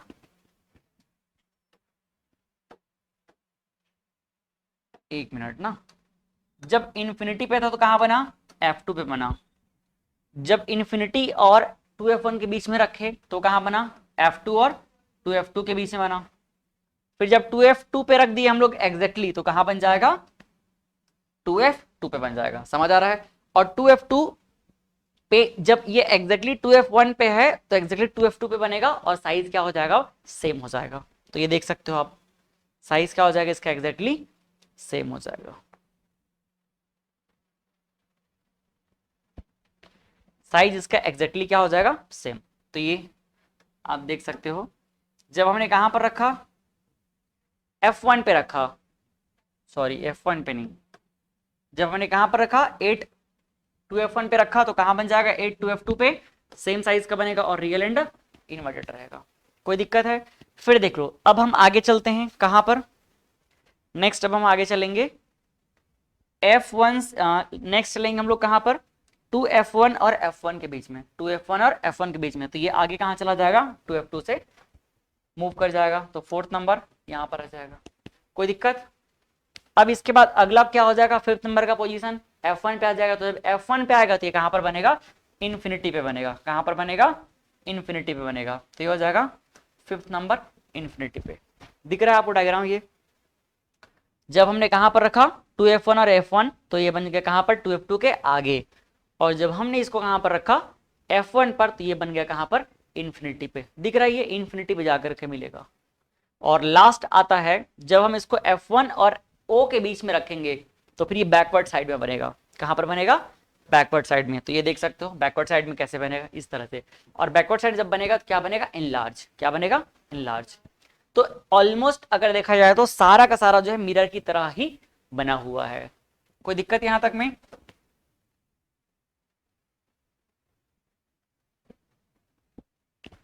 तो ये सारा कुछ था। अगर F1 और O के बीच में रखेंगे तो फिर इनलार्ज बनेगा, सेम साइड में बनेगा, और ये बन जाएगा क्या, वर्चुअल एंड इरेक्ट। और बाकी सारा सारा क्या है, रियल एंड इन्वर्टेड है। नेक्स्ट अब हम देखते हैं image formation by concave lens. तो जो वहां कॉन्वेक्स मिरर का था वही रोल यहाँ किसका रहेगा, कॉनकेव का रहने वाला है। तो दो ही पोजीशन है यहाँ पर। पहला पोजीशन क्या है, इन्फिनिटी। पहला पोजीशन क्या है, इन्फिनिटी। और दूसरा क्या है, O और इन्फिनिटी के बीच में। तो फर्स्ट जब हम लोग कहां पर रखेंगे, इन्फिनिटी पे, तो इन्फिनिटी पे रखेंगे तो ये बैकवर्ड होकर के बनेगा और कहां पर बनेगा, फोकस पे बनेगा। ठीक, कहां पर बनेगा, फोकस पे। और फोकस पे बनेगा कैसा रहेगा, डिमिनिश्ड रहेगा। लेकिन बैकवर्ड प्रोड्यूस करने पे बना है इसलिए क्या रहेगा, ये वर्चुअल एंड इरेक्ट रहेगा, डिमिनिश्ड रहेगा। दूसरा अगर इसको हम लोग कहां पर रखते हैं, इन्फिनिटी से O के बीच में कहीं पर भी रख देते हैं तो ये कहां पर बनेगा, O और F1 के बीच में बनेगा। वहां भी क्या था, फोकस और सेंटर ऑफ फोकस और पोल के बीच में बना था ना, सेम यहाँ पर भी बनेगा। तो देख सकते हो। और ये कैसा रहेगा, डिमिनिश्ड रहेगा। तो ओवरऑल सारा सारा चीज जो है बिल्कुल मिरर की तरह मिला हुआ है हमको। ठीक, ये देख सकते हो इन्फिनिटी पे क्या हो जाएगा, फोकस बनेगा, हाईली डिमिनिश्ड रहेगा, पॉइंट से रहेगा, वर्चुअल एंड इरेक्ट रहेगा। फिर ओ और अगर हम लोग इन्फिनिटी के बीच में रखेंगे तो कहाँ पर मिलेगा, ओ और F1 के बीच में डिमिनिश्ड मिलेगा और वर्चुअल एंड इरेक्ट रहेगा। तो इस लेंस से तो वर्चुअल और इरेक्ट ही मिलने वाला है। कोई दिक्कत यहाँ तक के? साइन कन्वेंशन में सेम चीजें वही हमको दिमाग में रखनी है। ऊपर क्या रहेगा, पॉजिटिव, नीचे क्या रहेगा, नेगेटिव रहेगा। ठीक, अगर जो भी हमारा लाइट का डायरेक्शन है, लाइट का डायरेक्शन इस तरह से है, डायरेक्शन ऑफ लाइट इस तरह से है, तो लाइट के डायरेक्शन में जो भी डिस्टेंस मेजर किया जाएगा पॉजिटिव रहेगा, अपोजिट डायरेक्शन में क्या रहेगा, नेगेटिव। तो हम जब उसको मेजर करेंगे तो हमें क्या मिलने वाला है, focal length of convex lens क्या मिलने वाला है, positive. Focal length of concave lens क्या मिलने वाला है, नेगेटिव। अब याद करो मिरर के जैसा है कि नहीं भाई, कॉन्वेक्स मिरर, कॉन्वेक्स मिरर में क्या मिला था हमको, कॉन्वेक्स मिरर में पॉजिटिव मिला था, तो कॉन्वेक्स लेंस में क्या मिला, पॉजिटिव। कॉन्केव लेंस में, कॉन्केव मिरर में क्या मिला था, याद करो कॉन्केव मिरर ये वाला था ना, तो ये कहाँ कहाँ आया था, फोकस जो है लेफ्ट साइड आया था, तो इसमें फोकल लेंथ क्या हो गया था, इसमें फोकल लेंथ निगेटिव हो गया था। तो कॉन्केव लेंस में अगेन क्या हो जाएगा, निगेटिव। एक मिरर को याद करो, लेंस अपने आप याद हो जाएगा। कोई दिक्कत? ठीक, यहां मैंने आपको नोट करके बताया था कि कैसे आप कभी भूल जाओगे तो याद रखोगे। कभी आपको मान लो कॉन्केव और कॉन्वेक्स लेंस को पहचानने में दिक्कत हो जाए तो आप क्या ध्यान रखना, हमेशा पहला सरफेस, किसको याद रखना, फर्स्ट सरफेस। फर्स्ट सरफेस जो रहेगा उसको मिरर से रिलेट कर देना। जैसे कॉन्केव लेंस है तो फर्स्ट सरफेस देखना तो कॉन्केव के जैसा दिखता है, इसलिए क्या है उसका concave. Name and focal lens हमेशा आपको किससे जज करना है, फर्स्ट सरफेस से। लेकिन अगर आपको फोकल उसका बिहेवियर जानना है, जो सेकेंड सरफेस होता है लेंस का, वो क्या बताता है, उसका रिफ्रैक्शन बताता है, किधर रिफ्रैक्ट होगा। और फोकल लेंथ जो होता है वो दोनों का सेम रहेगा, कॉन्केव लेंस बोलो या कॉन्वेक्स लेंस मिरर बोलो, दोनों का निगेटिव रहेगा। कॉन्वेक्स लेंस बोलो या कॉन्वेक्स मिरर बोलो, दोनों का क्या रहता है, पॉजिटिव। एप्लीकेशन आप खुद पढ़ लेना इसको। चलो नेक्स्ट, जैसे कि हम लोग मिरर फार्मूला देखे थे वैसे ही क्या देखने वाले हैं, लेंस फार्मूला। लेंस फार्मूला और मिरर फार्मूला में बस एक छोटा सा डिफरेंस है। यहाँ वहां क्या था, 1/v minus 1/v plus 1/u is equal to 1/f, यहाँ बस प्लस की जगह माइनस रहेगा। ठीक है, बाकी फोकल लेंथ तो मैंने बता ही दिया। इसके अलावा अगर हम देखें मैग्निफिकेशन ऑफ लेंस, या इसी को हम लोग और क्या बोलते हैं, लीनियर मैग्निफिकेशन भी कह देते हैं। तो यहाँ बस एक छोटा सा डिफरेंस है, बाकी तो सेम ही है। यहाँ पर भी सेम क्या है, height of image upon height of object, या फिर बोल सकते हो image distance upon object distance. बस वहां पर निगेटिव था, यहाँ पर क्या रहेगा, पॉजिटिव रहेगा, बस इतना सा फर्क है। ठीक है, लास्ट टॉपिक आता है पावर ऑफ लेंस। तो पावर ऑफ लेंस क्या हो जाएगा, जो फोकल लेंथ है उसका रिवर्स कर दो। फोकल लेंथ का रिवर्स क्या कहलाता है, फोकल लेंथ का रिवर्स कहलाता है पावर ऑफ लेंस, जिसको हम लोग किस में मेजर करते हैं, डायोप्ट्री। यूनिट क्या होगा इसका, डायोप्ट्री। ठीक, ये इसका यूनिट है डायोप्ट्री। अगर आपको कभी पावर ऑफ लेंस को डिफाइन करना है तो ध्यान रखना फोकल लेंथ हमेशा किस में रहेगा, मीटर में रहेगा। तो ये फोकल लेंथ है, इसको बिल्कुल दिमाग में सेट कर लेना। डायोप्टर उसका यूनिट है डी में, तो 1/f, f किस में रहेगा, मीटर में रहेगा, तो मीटर इनवर्स। तो 1 डायोप्टर इक्वल टू क्या बोल सकते हो, 1 मीटर इनवर्स। सेंटीमीटर में नहीं रहेगा, अगर सेंटीमीटर में करना फिर उसको क्या करना पड़ जाता है, 100 से वहां डिवाइड करना पड़ेगा आपको। अब ये एक इंपॉर्टेंट टॉपिक आता है, combination of lenses. Combination of lenses, जब हम लेंस को आपस में कंबाइन करेंगे, कभी हमको नीड पड़ता है लेंस को कंबाइन करने का, तो जब कंबाइन करेंगे तो क्या होगा, तो भाई कंबाइन करेंगे तो क्या क्या चीजों में फर्क पड़ेगा, देखो जरा। जब हम कंबाइन करेंगे तो पहला, उस कंबाइन लेंस का पावर क्या होगा, कंबाइन लेंस का फोकल लेंस क्या होगा, कंबाइन लेंस का मैग्निफिकेशन क्या होगा, ये सब चीजें हमको जानना पड़ता है। तो मान लेते हैं कि हमने बहुत सारे लेंस को आपस में कंबाइन कर दिया, कितने सारे लेंस को, n नंबर ऑफ लेंस को, और उन सब का पावर कितना है, पहले का P1, दूसरे का P2, तीसरे का P3, P4, P5, Pn, ऐसे अलग अलग पावर वाले लेंस को हमने कंबाइन कर दिया। तो जो कंबाइन लेंस का पावर होगा, पावर को कुछ नहीं करना है, सबको ऐड कर देना है। सबको क्या कर देना है, ऐड कर देना है, सबको प्लस कर देना है एक तरीके से। तो ये क्या हो जाएगा, power of combine lens. Total या कंबाइन लेंस पीसी बोल सकते हो या टोटल पावर बोल सकते हो, PT, P1 plus P2 plus P3 Pn, सबको कंबाइन करके ऐड कर देंगे। अगर उसका फोकल लेंथ निकालना है तो क्या करेंगे, पावर इक्वल टू 1/f, तो सभी पी की जगह 1/f रख दिए, तो ये देखो मिल जाएगा हमको। समझ आया, मतलब सबको क्या कर देंगे, फ्रैक्शन के फॉर्म में ऐड कर देंगे। ये हो गया 1 अपॉन करके सबको ऐड कर देंगे।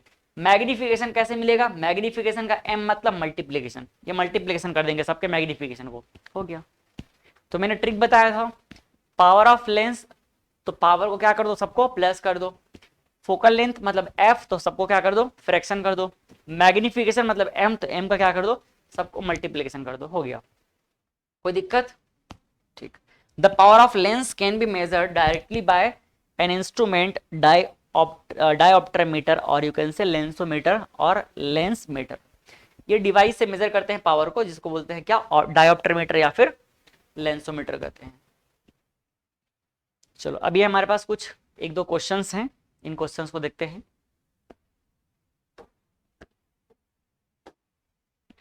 A concave lens has focal length 15 centimetre. एक कॉन्केव लेंस है जिसका फोकल लेंथ कितना दिया हुआ है, तो f is equal to 15 centimetre है। ठीक, अब बताओ कौन सा लेंस है, कॉन्केव, तो कॉन्केव का फोकल लेंथ निगेटिव के पॉजिटिव, निगेटिव, तो क्या हो जाएगा ये negative. At what distance should the object from the lens be placed, कितने डिस्टेंस पे प्लेस किया जाए, मतलब क्या पूछ रहा है, u placed so that it forms on forms in image होना चाहिए, forms on image at 10 centimetre from the lens. देखो कितने दूर पे फॉर्म कर रहा है, 10 सेंटीमीटर पे, कहां से, लेंस से, मतलब आपको क्या दिया हुआ है, v, v is equal to कितना हो जाएगा 10 सेंटीमीटर। कोई दिक्कत? फ्रॉम द लेंस, ठीक है। Also find the magnification produced by the lens and nature of the image. अब यहाँ पर आपको मैग्निफिकेशन भी निकालने के लिए बोल रहा है, प्लस साथ में क्या निकालने के लिए बोल रहा है, यू निकालना है और मैग्निफिकेशन निकालना है। अब बात ये आता है कि हमें कैसे पता चलेगा कि यहाँ किस तरह का हमको क्या मिलने वाला है, जो v है ये हमको पॉजिटिव लेना है कि निगेटिव लेना है, कैसे पता चलेगा? पहला बात तो एक कॉन्केव लेंस है, कॉन्केव लेंस मतलब कॉन्वेक्स मिरर की तरह होता है, तो सिर्फ इसमें दो ही पॉसिबिलिटी रहती है, एक तो इनफाइनाइट पर, दूसरा इनफाइनाइट और ओ के बीच में। तो यहाँ हमेशा इमेज का नेचर कैसा रहेगा, वर्चुअल एंड इरेक्ट। कैसा रहेगा, वर्चुअल एंड इरेक्ट। तो वर्चुअल एंड इरेक्ट है मतलब वो किधर पर मिलेगा, लेंस के साइड में ही मिलेगा, और जो लेंस के साइड में मिलेगा वो कैसा रहेगा, पॉजिटिव। ये कहाँ मिलेगा, लेफ्ट साइड में मिलेगा ना, ये देख सकते हो कॉन्केव में, ये देख लो, सॉरी कॉन्वे, हाँ कॉन्केव में देख सकते हो, कॉन्केव में किधर मिलेगा, हमेशा इधर ही मिलेगा, दिख रहा है इधर ही। तो ये क्या रहेगा, जब हम लोग इधर से इधर मेजर करेंगे, तो सॉरी उल्टा बोल दिया, निगेटिव होगा। क्या होगा ये, जब हम कोई डिस्टेंस कहां से मेजर कर रहे हैं, इमेज के उल्टे डायरेक्शन में मेजर कर रहे हैं, ये देख लो, इधर मेजर करेंगे तो v क्या होगा, negative, v is equal to negative. ये भी क्या हो जाएगा, v is equal to negative. ध्यान रखना यहाँ पर v क्या होता है, v इज इक्वल टू, दोनों में निगेटिव रहेगा, यहाँ भी v इज इक्वल टू क्या रहेगा, निगेटिव रहेगा। समझ आया? तो यहाँ इमेज डिस्टेंस क्या रहेगा, निगेटिव। कैसे पता चला, हम लेंस को देख करके समझ गए। अब क्या कर लेंगे, इसको फॉर्मूला लगाएंगे, तो ये क्या होता है, 1/v minus 1/u is equal to 1/f। कोई दिक्कत है? 1/v की प्लेस पे कितना हो जाएगा, ये क्या रहेगा बोला मैंने, निगेटिव। क्यों रहेगा निगेटिव, क्योंकि इमेज कहाँ बनेगा, ऑब्जेक्ट के साइड में ही बनेगा। कौन सा लेंस है, कॉन्वेक्स कॉन्केव लेंस है, इसलिए। तो 1/v, v की प्लेस पे कितना हो जाएगा, -10 minus 1/u is equal to 1/f मतलब 15। ये क्या हो जाएगा, -15। कोई दिक्कत है? अब हम एक काम करते हैं, इसको ले चलते हैं इधर पे, तो ये रह जाएगा -1/u, और ये चला जाएगा उधर, तो ये हो जाएगा 1/, देखो माइनस को सामने रख लेता हूँ, तो -1/15, ये माइनस क्या हो जाएगा उधर जाके पॉजिटिव हो जाएगा, तो 1/10। कोई दिक्कत है यहाँ तक में? इसको सॉल्व करते हैं, पहले निगेटिव तो ऐसे ही रख लेते हैं, 1/-1/u हो गया। यहाँ देख लो एलसीएम कितना आ जाएगा, 30। कितना आ जाएगा, 30। 15 2 जा, तो ऊपर क्या हो जाएगा, -2 प्लस 10, 3 टाइम चला जाएगा, तो ये हो जाएगा 3। -1/u इज इक्वल टू कितना हो जाएगा, ये 1/30।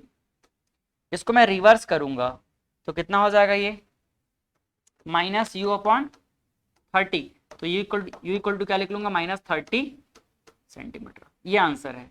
तो कितने दूर पे बनेगा, ये बनेगा लेंस से 30 सेंटीमीटर के डिस्टेंस पे बनेगा। कोई दिक्कत समझने में इसको? अगला क्वेश्चन क्या पूछ रहा है, magnification produced by the lens. तो मैग्निफिकेशन निकालने का तरीका क्या होता है, मैग्निफिकेशन कैसे निकलेगा, v अपॉन यू। तो v कितना है देखो, v हमको कितना मिला, कितना दिया हुआ है -10, u कितना हो जाएगा -30। तो आंसर कितना आ जाएगा, m इज इक्वल टू 1/3। कितना आ जाएगा, 0 0 कैंसिल कर देते, 1/3 माइनस माइनस प्लस, या फिर क्या लिख सकते हो 0.33, 3 बार लिख लेते हैं 3। ये आ गया क्या, मैग्निफिकेशन। ठीक, तो देखो छोटा बन गया, 1 से छोटा आ गया, और हम जानते हैं कॉन्केव में क्या होता है, डिमिनिश्ड बनता है, छोटा ही बनता है। तो देखो आ गया आंसर। नेचर क्या होगा लेंस का, ये तो हम लोग पहले ही जान चुके हैं। नेचर क्या होगा,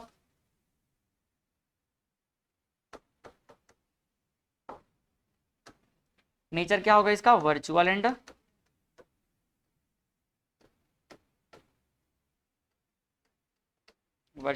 इरेक्ट। कोई दिक्कत, a concave lens of focal length 15 centimeter from an image 10 centimeter from the lens, how far, if far हो गया है, how far is the object placed from the lens, draw the ray diagram। रे diagram तो आप अपने से बना लेना, बाकी जो चीजें हैं वो बता दे रहा हूँ।